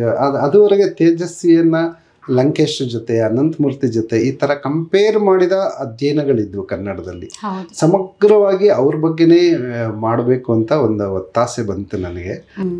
ಈಗ ದೇವಪತ್ತಾರ್ ಸರ್ ಹೇಳ್ತಾ ಇರ್ತಾರೆ, ಅಂಥ ಲೇಖಕರ ಬಗ್ಗೆ ಬಂದ ಪ್ರತಿಕ್ರಿಯೆ ತುಂಬ ಕಡಿಮೆ ಕನ್ನಡದಲ್ಲಿ ಅಂತ. ಹಾಗಾಗಿ ನಾನು ತೇಜಸ್ವಿ ಬಗ್ಗೆ ಮಾಡಬೇಕು ಅಂತ ಅವರ ಒಟ್ಟು ಕಥನ ಸಾಹಿತ್ಯವನ್ನು ತಗೊಂಡು ಅದರಲ್ಲಿ ಅವರ ಸಾಂಸ್ಕೃತಿಕ ಚೆಹರೆಗಳನ್ನು ಹೇಗೆ ಕಾಣಿಸೋಕೆ ಪ್ರಯತ್ನ ಪಟ್ಟಿದ್ದಾರೆ. ಒಂದು ಗ್ರಾಮ ಭಾರತ, ಮೂಡಿಗೆರೆ ಅಂತ ಒಂದು ಹಳ್ಳಿಯಲ್ಲಿದ್ದು ಪುಟ್ಟ ಪಟ್ಟಣ ಅದು. ಆದರೆ ಅವರಿದ್ದು ತೇಜಸ್ವಿ ಅಲ್ಲಿಂದ 10-12 ಕಿಲೋಮೀಟರ್ ತೋಟದ ಮನೆಯಲ್ಲಿ. ಆ ಮೂಲಕ ಇಡೀ ಗ್ರಾಮ ಭಾರತದ ಒಂದು ಚಿತ್ರವನ್ನು ಅವ್ರು ಕೊಡೋಕೆ ಪ್ರಯತ್ನ ಪಟ್ಟಿದ್ದಾರೆ. ಅಲ್ಲಿರೋ ಮಾರ, ಪ್ಯಾರ, ಮಂದಣ್ಣ, ಅಕ್ಕಮ್ಮ, ಇವನು ಯಾರು ಕರಾಟೆ ಮಂಜ ಅಂತ ಬರ್ತಾನಲ್ಲ, ಅಂತಹ ಒಂದು ಸ್ಥಳೀಯ ಪ್ರತಿಭೆಗಳನ್ನು ಅವರು Kenneth Anderson, Jim Corbett, Carvalho ಅಂತ ವಿಶ್ವಾತ್ಮಕ ನೆಲೆಯ ಪ್ರತಿಭೆಗಳಿಗೆ ಮುಖಾಮುಖಿ ಮಾಡಿ ನಿಲ್ಲಿಸಿ ಈ ಅಲಕ್ಷಿತಗೊಂಡಿರ್ತಕ್ಕಂಥ ನಾವು ನಿರ್ಲಕ್ಷ್ಯಕ್ಕೆ ಒಳಗಾಗಿರ್ತಕ್ಕಂಥ ಈ ಪಾತ್ರಗಳ ಕಡೆಗೆ ಫೋಕಸ್ ಮಾಡ್ತಾರಲ್ಲ, ನನಗೆ ಅದನ್ನು ತುಂಬ ಮುಖ್ಯವಾಗಿ ಗುರುತಿಸ್ಬೇಕು ಅಂತ ಅನ್ನಿಸ್ತು. ಯಾಕಂದರೆ ತೇಜಸ್ವಿ ನವ್ಯದಲ್ಲಿ ಕಥೆಗಳನ್ನು ಬರೆಯೋಕ್ಕೆ ಶುರು ಮಾಡಿದವರು. ಅವರೇ ಹೇಳಿದಾಗೆ ಲೋಹಿಯಾವಾದದಿಂದ ಸಮಾಜವಾದದ ಕಡೆಗೆ ಬಂದರು. ಆದರೆ ನೀವು ಅವ್ರ ಪರಿಸರದ ಕಥೆಯಿಂದ ಮುಂದಕ್ಕೆ ನೋಡಿ, ಜೀವ ಕೇಂದ್ರಿತ ನೆಲೆಗೆ ಬಂದು ನಿಂತಿದ್ದಾರೆ ತೇಜಸ್ವಿ. ಒಂದು ಮೀನು, ಒಂದು ಹಕ್ಕಿ, ಒಂದು ಕೆಟ್ಟ ನಿಂತಿರೋ ಮೋಟರ್ ಕೂಡ ಈ ಜಗತ್ತಿನ ಒಂದು ಭಾಗ ಅಂತೇಳಿ ಭಾವಿಸಿ ಬರೆಯುವ ಒಂದು ಹಂತ ಇದೆಯಲ್ಲ, ಆ ದಿಸೆಯಲ್ಲಿ ನನ್ನ ಅಧ್ಯಯನವನ್ನು ಮಾಡಿ ಥೀಸಿಸ್ ಬರೀಬೇಕು ಅಂತ ಅನ್ನಿಸ್ತು. ಕಲ್ಗೋಡಿ ಸರ್ ತುಂಬ ಚೆನ್ನಾಗಿದೆ ಥೀಸಿಸ್ ಅದು ಅಂದರು, ಆದರೂ ನಂಗೆ ಪ್ರಕಟಿಸೋ ಧೈರ್ಯನೇ ಬಂದಿಲ್ಲ. ಅಂದ್ರೆ ಇವಾಗ ತೇಜಸ್ವಿ ಕಥನಗಳಲ್ಲಿ ಸಾಂಸ್ಕೃತಿಕ ನೆಲೆಗಳು ಅಂತ ನೀವು ನೋಡೋದಾದ್ರೆ ಅದೊಂದು ಹೊಸ ಒಳನೋಟ. ಅದು ನಿಮ್ಗೆ ಯಾವುದೇ ಸವಾಲುಗಳು ಎದುರಾಗ್ಲಿಲ್ವಾ? ಅವರು ಓದ ನಂತರ ಆ ಥರದೊಂದು ಮಹಾಪ್ರಬಂಧ ರಚಿಸೋದು ಅಷ್ಟು ಈಸಿ ಇರಲ್ಲ ಯಾವುದೇ ಒಬ್ಬ ಲೇಖಕನ ಬಗ್ಗೆ. ನಿಮ್ಗೆ ಎದುರಾದ ಸವಾಲುಗಳಿಲ್ಲ? ಒಂದು ತೇಜಸ್ವಿ ಇದ್ದಿದ್ರೆ ನಂಗೆ ಸಹಾಯ ಆಗ್ತಿತ್ತು ಅಂತ ಹೇಳಲಾರೆ. ಯಾಕಂದ್ರೆ ಆ ಸಂಶೋಧನೆ ಅಧ್ಯಯನ ಅಂದ್ರೆ ಸಿಡಿದ್ ಬೀಳೋರು ಅವರು. ಅದು ಎಂಥದ್ರಿ ದರಿದ್ರ ಭಾಷೆಯಲ್ಲಿ ಬರೀತಾರೆ, ಅದು ಯಾರಿಗೂ ಅರ್ಥ ಆಗುತ್ತೆ ಮಾರಾಯರೆ, ಜನಕ್ಕೆ ಅರ್ಥ ಆಗೋ ಭಾಷೆಯಲ್ಲಿ ಬರೀಬೇಕು ಅಂತ. ಅವರು ಏಕ ಅನೇಕ ಅಂತ ಒಂದು ಥೀಸಿಸ್ ಬಂದಿತ್ತು ಅವ್ರ ಬಗ್ಗೆ, ಅವರ ಅಧ್ಯಯನ. ಆದರೂ ಬೇರೆ ಬೇರೆ ಲೇಖಕರ ಜೊತೆ ಶಶಿಕಲಾ ಅನ್ನೋರು ಬೆಂಗಳೂರು ಯೂನಿವರ್ಸಿಟಿಯಲ್ಲಿ ಮಾಡಿದ್ರು. ಅವ್ರು ಆ ಪುಸ್ತಕ ತೆಗೆದು ನೋಡಿದೆ, ಇದು ನಿಂಗಿಟ್ಕ, ನೀನ್ ಬೇಕಾದ್ರೆ ಓದು ಅಂತ ನಂಗೆ ಕೊಟ್ಬಿಡಿದ್ರು. ತೆಗೆದು ನೋಡ್ತಿರ್ಲಿಲ್ಲ. ಯಾರಿಗ್ರೆ ಅರ್ಥ ಆಗುತ್ತೆ, ಜನಕ್ಕೆ ಅರ್ಥ ಆಗೋ ಭಾಷೆಯಲ್ಲಿ ಬರೀಬೇಕು ಅಂತ. ಆದರೆ ಈ ಅವಾರ್ಡ್ಗೆ ಅದಕ್ಕೊಂದು ಭಾಷೆ ಬೇಕು ಅಂತ ನಾನು ಆರ್ಗ್ಯೂ ಮಾಡ್ತಿದ್ದೆ. ಸರ್ ನೀವು ಕತೆ ಬರೀತಿರಲ್ಲ, ಆ ಭಾಷೆಯಲ್ಲಿ ಬರೆದ್ರೆ ಅವಾರ್ಡ್ ಕೊಡಲ್ಲ ಸರ್ ಅವರು. ಅದಕ್ಕೆ ಒಂದು ಬಿಗಿಯಾದ ಭಾಷೆ ಇರುತ್ತೆ, ಒಂದು ಸಂಶೋಧನಾ ಚೌಕಟ್ಟಿರುತ್ತೆ, ಅದರ ವ್ಯಾಪ್ತಿ ಒಳಗಡೆ ಮಾಡಬೇಕಾಗುತ್ತೆ ಅಂತೇಳಿ. ಹಾಗಾಗಿ ನನಗೆ ಕನ್ನಡದ ಒಳ್ಳೆ ಥೀಸಿಸ್ಗಳನ್ನು ನಾನು ಓದಿದ್ದೆ. DRದಿರ್ಬೋದು, ವಿಜಯ ದಬ್ಬೆ ಅವ್ರದ್ದಿರ್ಬೋದು, ನರಹಳ್ಳಿಯವರು ಬರೆದ ಸಮಗ್ರವಾದ ಒಂದು ಅಧ್ಯಯನ. ಈಗ ನರಹಳ್ಳಿಯವರ ನರಸಿಂಹಸ್ವಾಮಿ ಬಗ್ಗೆ ಇಹದ ಪರಿಮಳದ ಆದಿ, ಅಥವಾ HSR ಅವ್ರ ಥೀಸಿಸ್ ಇರ್ಬೋದು, ಈ ಥರದ ಕಲ್ಗುಡಿಯವ್ರ ಥೀಸಿಸ್ ಇರ್ಬೋದು, ಈ ಥರದ ತುಂಬ ಮುಖ್ಯವಾದ ಕೆಲವು ಥೀಸಿಸ್ಗಳನ್ನು ಓದಿದ್ದೆ. ಆದ್ದರಿಂದ ನಾನು 20 ವರ್ಷದಲ್ಲಿ ನಂಗೆ ಬರಿಬಲ್ಲೆ ಅಂತ ಅನ್ನಿಸ್ತು ತುಂಬ. ಈಗ ಇನ್ನೂ ಒಂದಿಬ್ಬರ ಬಗ್ಗೆ ಬೇಕಾದ್ರೆ ಆ ಥರ ಥೀಸಿಸ್ ಮಾಡುವಲ್ಲೇ ಅನ್ನೋ ಧೈರ್ಯ ಮಾಡುವಾಗ ಇದು ನನ್ನ ಕೈಲಿ ಆಗುತ್ತಾ ಅಂತ ಅನ್ನಿಸ್ತು. ಯಾಕಂದರೆ ಅದು ಒಂದು 3-4 ವರ್ಷ ನಿರಂತರವಾಗಿ ಅಧ್ಯಯನ ಮತ್ತು ಬರವಣಿಗೆಯ ಶ್ರಮವನ್ನು ಬೇಡುತ್ತೆ. ನೀವು ಅದಕ್ಕೆ ಸಂಬಂಧಪಟ್ಟ ಮಾಹಿತಿಗಳನ್ನು ಸಂಗ್ರಹಿಸ್ಕೋಬೇಕು, ಟಿಪ್ಪಣಿಗಳನ್ನು ಮಾಡ್ಕೋಬೇಕು, ಅಧ್ಯಯನಗಳು. ಅದೆಲ್ಲೋ ಒಂದು ಬ್ರೇಕ್ ಆಗಿಬಿಡುತ್ತೆ, ತಿಂಗಳಗಟ್ಟಲೆ ಅದ್ರ ಸವಾಸ ಬೇಡ ಅಂತ. ಅದರಿಂದ ಮನಸ್ಥಿತಿಯನ್ನು ಮತ್ತೆ ಅಲ್ಲಿ ತಂದು ಕೂತ್ಕೊಂಡು ತಪಸ್ಸಿನ ಹಾಗೆ ನನಗೊಂದು ಗುಣ ಏನಪ್ಪ ಅಂದರೆ, ನಾನು ಬರವಣಿಗೆಗೆ ಹೋದಾಗ ನಾನು ಎಲ್ಲರ ಜೊತೆಗಿದ್ರು ನಾನು ಅಲ್ಲೇ ಧ್ಯಾನಸ್ಥ ಸ್ಥಿತಿಯಲ್ಲಿ ಬರಿಬಲ್ಲೆ ಅಂತ ಎಲ್ಲರೂ ತಮಾಷೆ ಮಾಡ್ತಿರ್ತಾರೆ. ಹಾಗಾಗಿ ಭಾಳ ಬೇಗ ಆ ಥೀಸಿಸ್ ಬರದೆ ಅಂತ ಅನ್ನಿಸ್ತು ನನಗೆ. ಅವ್ರು ಕೊಟ್ಟ ಟರ್ಮ್ ಇರುತ್ತಲ್ಲ ಇಷ್ಟು ಅವಧಿ ಅಂತ, ಅದು ಆ ಮುಗಿದು ಮಾರನೇ ದಿವಸನೇ ಸಬ್ಮಿಟ್ ಮಾಡಿಬಿಟ್ಟಿದ್ದೀನಿ ನಾನು. ಅಂದರೆ ಒಂದು ಲೌಕಿಕ ಲಾಭಗಳಿಲ್ಲ ಅಂತ ಹೇಳಿದ್ನಲ್ಲ, ಆದರೆ ಒಳಗಿನ ಒಂದು ಪ್ಯಾಷನ್ ಇತ್ತು ನನಗೆ, ಒಂದು ಹಂಬಲ ಇತ್ತು, ಚೆನ್ನಾಗಿ ಒಂದು ಥೀಸಿಸ್ ಮಾಡಬೇಕು, ಅದು ಬರೆಸ್ತು ಅಂತ ಅನ್ಕೊಳ್ತೀನಿ ನಾನು. Great sir. ಈಗ ನಿಮ್ಮ ನುಡಿ ಚಿತ್ರ ಅಂಕಣ ಬರಹ ಸಂಕಲನ, ನಿಮ್ಮ ಅಂಕಣ ಸಂಕಲನಗಳನ್ನ ನೋಡ್ಬೇಕಾದ್ರೆ ತುಂಬಾ ದೊಡ್ಡ ಜರ್ನಿ ಇದೆ. ಮತ್ತೆ ನನಗನ್ಸೋದು ಅಂಕಣ ಬರೆಯೋದಷ್ಟು ಈಸಿ ಅಲ್ಲ, ಪ್ರತಿ ವಾರನೋ ಪ್ರತಿ ತಿಂಗಳು ಕೊಡೋದು.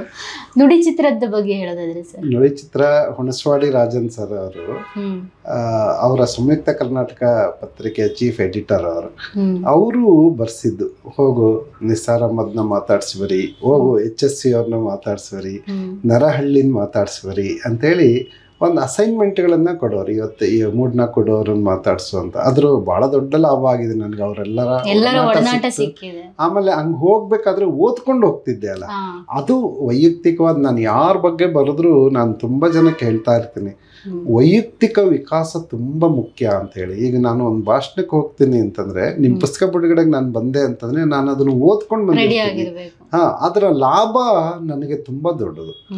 ಹಾಗಾಗಿ ಆ ಅಂಕಣಕ್ಕೆ ಆ ಥರದೊಂದು ಅದೇ ಚೌಕಟ್ಟಿರುತ್ತೆ, ಸಮಯ ಇರುತ್ತೆ ಅನ್ನೋದು ಬಿಟ್ರೆ, ಪ್ರೀತಿ ಒಂದು ಅದ್ರ ಬಗ್ಗೆ ನಿಮ್ಮ ಬರಹದ ಬಗ್ಗೆ ಇದ್ದರೆ ನಿಮ್ಗೆ ಅದು ಯಾವುದು ಅಡ್ಡಿ ಅಲ್ಲವೇ ಇಲ್ಲ. ಆಮೇಲೆ ಹೆಣ್ಮಕ್ಳಿಗೆ ಹೋಲಿಸಿದ್ರೆ ಗಂಡು ಮಕ್ಳಿಗೆ ಸ್ವಲ್ಪ ರಿಯಾಯಿತಿ ಜಾಸ್ತಿ ಇರುತ್ತೆ, ಜವಾಬ್ದಾರಿಗಳು ಇರಲ್ಲ, ಬೇಜವಾಬ್ದಾರಿಯಿಂದ ಇರ್ತೀವಿ ಮನೆ ವಿಚಾರದಲ್ಲಿ.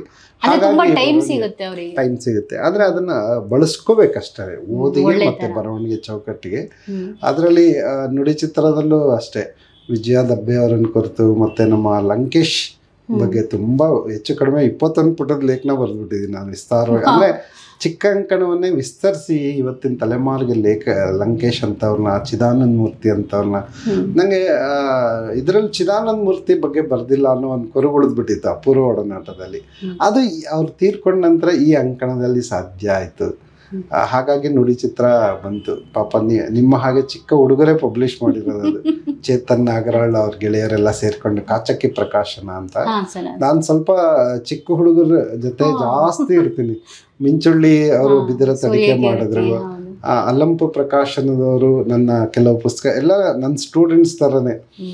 ಪುಸ್ತಕೋದ್ಯಮದಲ್ಲಿ ಸಾಹಸ ಮಾಡೋಕೆ ಹೊರಟಿರಲ್ಲ, ಅವರಿಗೆ ಸಪೋರ್ಟ್ ಮಾಡೋದು ಭಾಳ ಮುಖ್ಯ ಅನ್ನೋದು ಒಂದು. ಆಮೇಲೆ ದೊಡ್ಡವ್ರ ಜೊತೆ ಗುದ್ದಾಡಿ ಹೊಡೆದಾಡ್ಕೊಳ್ಳೋ ಸಾಹಸ ಇರಲ್ಲ, ಮಕ್ಕಳಲ್ಲ. ಅದನ್ನೆಲ್ಲ ಮಾತಾಡ್ತೀನಿ ಸರ್. ಈಗ ನಿಮ್ಮ ನಗುಮುಖದ ಜಬೆ ಮಾಸ್ತಿ ಬಗ್ಗೆ ಒಂದು ಪುಸ್ತಕ ಬರೀತೀರಾ, ಅದರ ಅನುಭವ ಹೇಗಿತ್ತು? ಮಾಸ್ತಿ ಹೇಗೆ ಸಿಕ್ಕಿದ್ರು ನಿಮ್ಗೆ? ಮಾಸ್ತಿಯವರನ್ನು ನಾನು ನೋಡಿದ್ದೆ. ನಾನು ಅವಾಗ ಫಸ್ಟ್ PUC ಯಲ್ಲಿದ್ದೆ ಅವ್ರು ತೀರ್ಕೊಳ್ಳುವಾಗ. ಚಿಕ್ಕಮಗಳೂರಿನಲ್ಲಿ ಒಂದು ಅರಿವು ವೇದಿಕೆ ಅಂತಿತ್ತು. ನಾನು ಡಾಕ್ಟರ್ BM ಪುಟ್ಟಯ್ಯ ಇದಾರಲ್ಲ, ಯೂನಿವರ್ಸಿಟಿ ಪ್ರೊಫೆಸರ್, ನಾವಿಬ್ಬರು ಸಹಪಾಠಿಗಳು 5 ವರ್ಷ. ನಾನು ಜೊತೆಗೇ ಇರ್ತಾ ಇದ್ವಿ. ಆ ಹಿರಿಯರ ಒಡನಾಟದಲ್ಲಿ ನಾವಿಬ್ಬರು ವಿದ್ಯಾರ್ಥಿಗಳು ಹೋಗಿ ಸೇರ್ಕೊಂಡ್ಬಿಟ್ಟಿದ್ವಿ. ಹಾಗಾಗಿ ಅವ್ರು ಕರ್ಕೊಂಡು ಹೋಗಿದ್ದು ಕುವೆಂಪು ಮನೆಗೆ, ಮಾಸ್ತಿ ಮನೆಗೆ ಪುಟ್ಟಯ್ಯ ಬಂದಿರಲಿಲ್ಲ. ನನಗೆ ಹೋಗೋ ಸಂದರ್ಭ ಏನಪ್ಪ ಅಂದರೆ, ಮಾಸ್ತಿಯವರು ತೀರಾ ಅಸ್ವಸ್ಥರಾಗಿದ್ದಾರಂತೆ, ಅದಕ್ಕೆ ಅರಿವು ವೇದಿಕೆಯಿಂದ ಒಂದು ಗೌರವ ಅಂತೇಳಿ ಹೋಗಿದ್ವಿ. ಆ್ಯಕ್ಚುಲಿ ಬೆಡ್ ರಿಡನ್ ಆಗಿಬಿಟ್ಟಿದ್ರು ಅವರು. ಬೈಸ್ಕೊಂಡಿದ್ವಿ ನಾವು ಅವತ್ತು. ಇವರು ನಮ್ಮ ಜೊತೆ ಇದ್ದವ್ರು ಕೆಲವ್ರು ಏನು ಮಾಡಿಬಿಟ್ರು, ಅವ್ರ ಮಲಗದಲ್ಲೇ ಹಾರ ಶಾಲು ಎಲ್ಲ ಇಟ್ಬಿಟ್ರಲ್ಲ, ಅವ್ರ ಮನೆಯವ್ರಿಗೆ ಒಂಥರ ಅವ್ರು ಇನ್ನೂ ಬದುಕಿದ್ದಾರೆ ಕಣ್ರಿ, ತೆಗಿರಿ ಇದೆಲ್ಲ ಅಂತ ಜೋರು ಮಾಡಿಬಿಟ್ಟಿದ್ರು ಅವ್ರ ಅಳಿಯ ಬಂದು. ಅವತ್ತು ನಾನು ಮಾಸ್ತಿಯವ್ರನ್ನ ನೋಡಿದ್ದೆ. ನಾವು ಹೋದ ಮಾರನೇ ದಿವಸನೇ ಅವ್ರ ಆಸ್ಪತ್ರೆಗೂ ಹೋದರು. ಅದಾಗಿ ನಾನು ಹೋಗಿ ಮಾರನೇ ದಿವಸ ಪೇಪರ್ ನೋಡ್ತೀನಿ, ಮಾಸ್ತಿಯವ್ರು ತೀರ್ಕೊಂಡ್ರು ಅಂತ ಬಂದಿತ್ತು ರೇಡಿಯೋದಲ್ಲೆಲ್ಲ. ಅವರು ಹುಟ್ಟಿದ್ದು ಜೂನ್, ಅವರು ತೀರ್ಕೊಂಡಿದ್ದು ಅದೇ ದಿನ, ಅದೇ ಗಳಿಗೆ. ಅವ್ರಿಗೆ ಅದರಲ್ಲೆಲ್ಲ ಭಾಳ ನಂಬಿಕೆ ಇತ್ತು. ದೈವ ಸಂಕಲ್ಪದ ಬಗ್ಗೆ, ಮಾಸ್ತಿ ವಿಧಿ ನಿಯಮದ ಬಗ್ಗೆ ತುಂಬ ನಂಬಿಕೆ. ಅವ್ರು ಹುಟ್ಟಿದ್ದು ತೀರ್ಕೊಂಡಿದ್ದು ಒಂದೇ ನಕ್ಷತ್ರದಲ್ಲಿ, ಮಧ್ಯರಾತ್ರಿ 1:30 ಹೊತ್ತಿನಲ್ಲಿ. ಅದೆಲ್ಲ ನನ್ನ ಮನಸ್ಸಿನಲ್ಲಿ ಇತ್ತು. ಆಮೇಲೆ ಮಾಸ್ತಿಗೆ ನಾನು ಹೋಗಿ ಅವ್ರ ಮನೆಯಲ್ಲೇ ತುಂಬ ಕಡೆ ಮಾತಾಡಿದ್ದೀನಿ. ಮಾಸ್ತಿ ಅವರ 100 ಸಣ್ಣ ಕಥೆಗಳ ಬಗ್ಗೆನೂ ನಾನು ಎಲ್ಲಿ ಬೇಕಾದರೂ ನಿಲ್ಸಿದ್ರೆ ಮಾತನಾಡಬಲ್ಲೆ, ಅಷ್ಟು ಇಷ್ಟಪಟ್ಟು ಓದ್ದವನು. ಅದು ಸುಮಾರು ಕಡೆ ಮಾತಾಡ್ತಿದ್ದೆ ಅಲ್ಲ, ಮಾಲೂರಿನ ಅಲ್ಲಂಪು ಪ್ರಕಾಶನದವರು. ಅದು ಮಾಲೂರು, ಮಾಸ್ತಿ ಅಲ್ಲೇ ಇರೋದು ಆ ತಾಲೂಕಿನಲ್ಲೇ. ಸರ್, ನಾವು ಪ್ರಕಾಶನ ಶುರು ಮಾಡಿದ್ದೀವಿ, ಮಾಸ್ತಿ ಬಗ್ಗೆ ಮಕ್ಕಳಿಗೆ ಒಂದು ಪುಸ್ತಕ ಬರೆದುಕೊಡಿ ಸರ್, ಅದನ್ನು ನಾವು ಎಲ್ಲರಿಗೂ ತಲುಪಿಸ್ತೀವಿ ಅಂತ ಹೇಳಿದ್ರು. ಆ ಕಾರಣಕ್ಕಾಗಿ ಮಾಸ್ತಿ ಹುಟ್ಟಿದಬ್ಬದ ದಿನ ಮಾಸ್ತಿಲೇ ಬಿಡುಗಡೆ ಮಾಡಿದ ಪುಸ್ತಕ ಅದು. ಒಂದು ಪುಟ್ಟ ಪುಸ್ತಕ ಅವರ ನನಗೆ ಅದರಲ್ಲಿ ಮಕ್ಕಳಿಗೆ ಬರೆದಿರೋದ್ರಿಂದ ಮಾಸ್ತಿಯವರ ಸಾಹಿತ್ಯದ ಬಗ್ಗೆ ಹೆಚ್ಚು ವಿಸ್ತಾರವಾಗಿ ಬರೆದಿಲ್ಲ. ಅವ್ರು ಏನೇನು ಬರೆದಿದ್ದಾರೆ ಅಂತ ಆದರೆ ಅವ್ರು ಎಂಥ ವ್ಯಕ್ತಿತ್ವ ಇತ್ತು. ಯಾಕಂದರೆ ಮಾಸ್ತಿ ಎಷ್ಟು ದೊಡ್ಡ ಲೇಖಕರು, ವ್ಯಕ್ತಿಯಾಗಿ ಅಷ್ಟೇ ದೊಡ್ಡ ವ್ಯಕ್ತಿ. ಅದಕ್ಕೆ ಹಾಮನಾಯ್ಕರು ಯಾವಾಗಲೂ ಹೇಳೋರು, ಮಾಸ್ತಿಗಿಂತ ಒಳ್ಳೆ ಲೇಖಕರು ಬರ್ತಾರೆ ಕನ್ನಡದಲ್ಲಿ, ಬರಬಹುದು, ಆದರೆ ಮಾಸ್ತಿ ಅಂತ ಎತ್ತರದ ವ್ಯಕ್ತಿತ್ವ ಬರೋದು ಬಹಳ ಕಷ್ಟ ಅಂತ. ಅದನ್ನು ಪರಿಚಯಿಸುವಂಥ ಘಟನೆಗಳನ್ನು ಆಧರಿಸಿ ಬರೆದೀನಿ. ಫಾರ್ ಎಕ್ಸಾಂಪಲ್, ಅವರು ಮಗಳಿಗೆ ಇವರೇ DC ಆಗಿದ್ದವರಲ್ಲ, ಮಗಳಿಗೆ BA ಆದಾಗ ಕರೆದು, ಏನು ನನ್ನ BA ಮಗಳೇ, ಅವಾಗೆಲ್ಲ BA ಮಾಡೋದು ಭಾಳ ದೊಡ್ಡ ವಿಷಯ ಅಲ್ಲ, ಕರೆದು ನಗಾಡಿದ್ರೆ, ನೀನು ಏನು ಬೇಕಾದ್ರೆ ಪದವಿ ಮಾಡಮ್ಮ, ಆದರೆ ಮನಸ್ಸನ್ನು ಮಾತ್ರ ಹೂ ನಂಗೆ ಇಟ್ಕೋಬೇಕು, ಜಂಬ ಪಡಬೇಡ, ಅಹಂಕಾರ ಪಡಬೇಡ ಅಂತ ಹೇಳಿದ ಮಾತಿದೆಯಲ್ಲ, ಇದು ಭಾಳ ದೊಡ್ಡದು ಅಂತೇಳಿ ನನಗೆ ಅನಿಸೋದು. ಆಮೇಲೆ ಒಬ್ಬ ಬರಹಗಾರನ ವೈಯಕ್ತಿಕ ಬದುಕು ದೊಡ್ಡದಾಗದೆ ಅವನು ದೊಡ್ಡದು ಏನನ್ನು ಬರೆಯಲ್ಲ ಅನ್ನೋದನ್ನು ಮಾಸ್ತಿ ಮತ್ತೆ ಮತ್ತೆ ಹೇಳಿದ್ದಾರೆ. ಈ ಥರದನ್ನೆಲ್ಲ ಮಕ್ಕಳಿಗೆ ದಾಟಿಸ್ಬೇಕು ಅಂತೇಳಿ ಆ ನಗೆ ಮಗದ ಅಜ್ಜ ಅಂತಾನೆ ಹೆಸರಿಟ್ಟಿದ್ವಿ. ಅವ್ರ ನಗು ಎಷ್ಟು ಚಂದ. ಆ ಫೋಟೋ ಕೂಡ ಅಷ್ಟೇನೆ, ಅದಕ್ಕೆ ಹಾಕಿರೋ ಫೋಟೋ ಇದೆಯಲ್ಲ, ಒಂದು ತುಂಬ ಚಂದದ ಫೋಟೋ ಹಾಕಿ ಮಾಡಿದ ಒಂದು ಪುಸ್ತಕ ಮೇಡಮ್ ಅದು. ಈಗ ನಿಮ್ಮ ಪುಸ್ತಕಗಳ ಬಗ್ಗೆನೇ ನಾನು ಒಂದೊಂದೇ ಮಾತಾಡ್ತಾ ಬಂದೆ, ಇವತ್ತು ಇಡೀ ದಿವಸ ನಾನು ಇಲ್ಲೇ ಮಾತಾಡ್ತೀನಿ. ಹಾಗಾಗಿ ಈಗ ಪಠ್ಯ ಪುಸ್ತಕ ಓದೋದು ನನಗೆ ಇಷ್ಟ ಆಗ್ತಿರ್ಲಿಲ್ಲ ಅನ್ನೋದ್ರಿಂದ, ಅದೇ HS ಸತ್ಯನಾರಾಯಣ ಅವರು ಪಠ್ಯ ಪುಸ್ತಕದ ಕೆಲಸಗಳಲ್ಲಿ ತುಂಬ ತೊಡಗಿಸ್ಕೊಂಡಿದ್ದೀರಾ. ಮಕ್ಕಳು ಪಠ್ಯ ಪುಸ್ತಕ ಆಗುವಂಥ ಕಡೆ ನೀವು ತುಂಬ ಕೆಲಸ ಮಾಡಿದ್ದೀರಾ. ಆ ಅನುಭವಗಳು ಹೇಗಿತ್ತು ಸರ್? ಅಂದರೆ ಇತ್ತೀಚೆಗೆ ಪಠ್ಯ ಪುಸ್ತಕ ಅನ್ನೋದು ಒಂದು ರಾಜಕೀಯಗೊಳ್ತಿರೋ ಹಿನ್ನೆಲೆಯಲ್ಲಿ ಯಾವುದೋ ಒಂದು ಪಕ್ಷದ ಒಂದು ಸಿದ್ಧಾಂತದ ಭಾಗ ಆಗಿ ಎರಡು ಕಡೆಯವರು ಇದು ವಿರೋಧಿಸೋ ಥರ ಕೂಡ ಆಗ್ತಿದೆ. ಮಕ್ಕಳಿಗೆ ಮೌಲ್ಯಯುತ ಜೀವನನ ಪಠ್ಯ ಪುಸ್ತಕ ನೀಡುತ್ತೆ ಅನ್ನೋದೇ ಮಿತ್ ಅನ್ನೋ ಥರ ಆಗ್ಬಿಟ್ಟಿದೆ. ನೀವು ಆ ಪಠ್ಯ ಪುಸ್ತಕ ಸಿದ್ಧಗೊಳ್ಳೋ ಇದರಲ್ಲಿ ಕೆಲಸ ಮಾಡಿರೋದ್ರಿಂದ ಅದ್ರ ಬಗ್ಗೆ ಏನಾದರೂ ಹೇಳೋದಿದ್ರೆ ಸರ್? ನಾನು ಸೆಕೆಂಡ್ PUC ಕನ್ನಡ ಟೆಕ್ಸ್ಟಿನ ರೂವಾರಿ ಆಗಿದ್ದೆ, ಸಂಚಾಲಕ ಆಗಿದ್ದೆ. ಅದರಲ್ಲಿ ಭಾಳ ಒಳ್ಳೆ ಎಕ್ಸ್ಪೀರಿಯನ್ಸ್. ಈಗ ಕಳೆದ 10-11 ವರ್ಷದಿಂದ ಅದೇ ಪುಸ್ತಕ ಇರೋದು. ಇವಾಗ PUC ಮಕ್ಕಳು ಪ್ರತಿ ವರ್ಷ ಲಕ್ಷಾಂತರ ಮಕ್ಕಳು ಓದ್ತಾ ಇದ್ದಾರೆ. ಅದಲ್ಲದೆ ಇತ್ತೀಚೆಗೆ ನಾನು 1ರಿಂದ 10 ದ್ವಿತೀಯ ಭಾಷೆ ಕನ್ನಡ ಪಠ್ಯ ಸಮಿತಿ ಅಧ್ಯಕ್ಷ ಆಗಿದ್ದೆ. ಸರ್ಕಾರ ಈ ಸರ್ಕಾರ ಬಂದ ಮೇಲೆ ಅದು ಸರ್ಕಾರಗಳು ಬದಲಾದಂಗೂ ಹಿಂಗೆ ಸಮಿತಿ ಬದಲಾಗೋದು ನನಗೆ ಅಥವಾ ನಿಮಗೆ ಮಾತ್ರ ಅಲ್ಲ, ಯಾರಿಗೆ ಆದರೂ ಒಂಥರ ಕಷ್ಟದ ಸಂಗತಿ ಅಂತ ಸ್ಥಿತಿ ನಿರ್ಮಾಣ ಆಗಿರೋದು ವಿಷಾದನೀಯ, ನಿಜ. ಆದರೆ ಪಠ್ಯ ರಚನೆಯ ಸಂದರ್ಭದಲ್ಲಿ ಆ ಮಕ್ಕಳ ವಯೋಮಾನಕ್ಕೆ ಬೇಕಾದ ಮೌಲ್ಯಗಳೇನಿರ್ತವೆ ಅಥವಾ ಅವರ ಗ್ರಹಿಕೆಗೆ ನಿಲುಕ್ತಕ್ಕಂಥ ಸಂಗತಿಗಳ ಮೂಲಕ ಅವರ ಭಾವಕೋಶವನ್ನು, ಅವರ ಬುದ್ಧಿಕೋಶವನ್ನು ಏಕಕಾಲಕ್ಕೆ ಬೆಳೆಸುವಂಥ ಒಂದು ಎಚ್ಚರಿಕೆ ಪಠ್ಯ ರಚನೆ ಮಾಡೋರಿಗೆ ಇರಬೇಕಾಗತ್ತೆ. ನಾನು ಯಾವ ಮಕ್ಕಳಿಗೆ ಈಗ HS ಶಿವಪ್ರಕಾಶ್ ಅವ್ರದ ಒಂದು ಪದ್ಯ ಇದೆ, ಮಗು ಮತ್ತು ಹಣ್ಣಿನ ಅಂಗಡಿಯ ಮುಂದೆ ಮಗು ಅಂತ ಇದೆ. ಅದನ್ನ PUCಯಲ್ಲೂ ಇದೆ, 6ನೇ ಕ್ಲಾಸಲ್ಲೂ ಇದೆ. 6ನೇ ಕ್ಲಾಸಿಗೆ ಹೇಳ್ಕೊಡ್ಬೇಕಾದ್ರೆ ನನ್ನ ಜವಾಬ್ದಾರಿ ಏನು ಅನ್ನೋದು ಒಂದಿರುತ್ತೆ. ಆ ವಯಸ್ಸಿನ ಮಕ್ಕಳಿಗೆ ಆ ಪದ್ಯನ ದಾಟಿಸೋದು ಹೇಗೆ, ಯಾಕೆ ಅದನ್ನು ಕಲಿಸ್ಬೇಕು ಅಂತ. ಅದು ಆ್ಯಕ್ಚುಲಿ ಕಣ್ಣರಳಿಸಿ ನಿಂತಿರೋ ಮಗುಗೆ, ನೋಡು ಮಗು, ಹಣ್ಣಿನ ಅಂಗಡಿ ಆಗು ನೀನು, ಒಂದೊಂದು ಹಣ್ಣಿಂದ ಒಂದೊಂದು ಗುಣ ಕಡಿ. ಪೇಟೆನಲ್ಲಿ ಗುಜರಿ ಅಂಗಡಿನೂ ಇದೆ, ಗಿರ್ವಿ ಅಂಗಡಿನೂ ಇದೆ, ಲೋಭ ಅಥವಾ ವೇಸ್ಟ್ ಸ್ಕ್ರಾಪ್ ಆ ಥರ ಆಗಿದೆ. ಈ ಥರದ ಒಂದೊಂದು ಗುಣ ಕಳಿ. ಹಣ್ಣಿನಲ್ಲಿ ನೋಡು ಬಾಗುವ ಗುಣ ಇದೆ, ಬಾಳೆಹಣ್ಣು ಸ್ವಲ್ಪ ಬಾಗುತ್ತೆ, ಬೀಗ ಬೇಡ, ಬಾಗು ಸ್ವಲ್ಪನೇ, ಅದು ಹೆಚ್ಚು ಬಾಗು ಅಂತ ಹೇಳಲ್ಲ, ಅವ್ರು ಗುದ್ದುತ್ತಾರೆ ಹುಷಾರಂತ.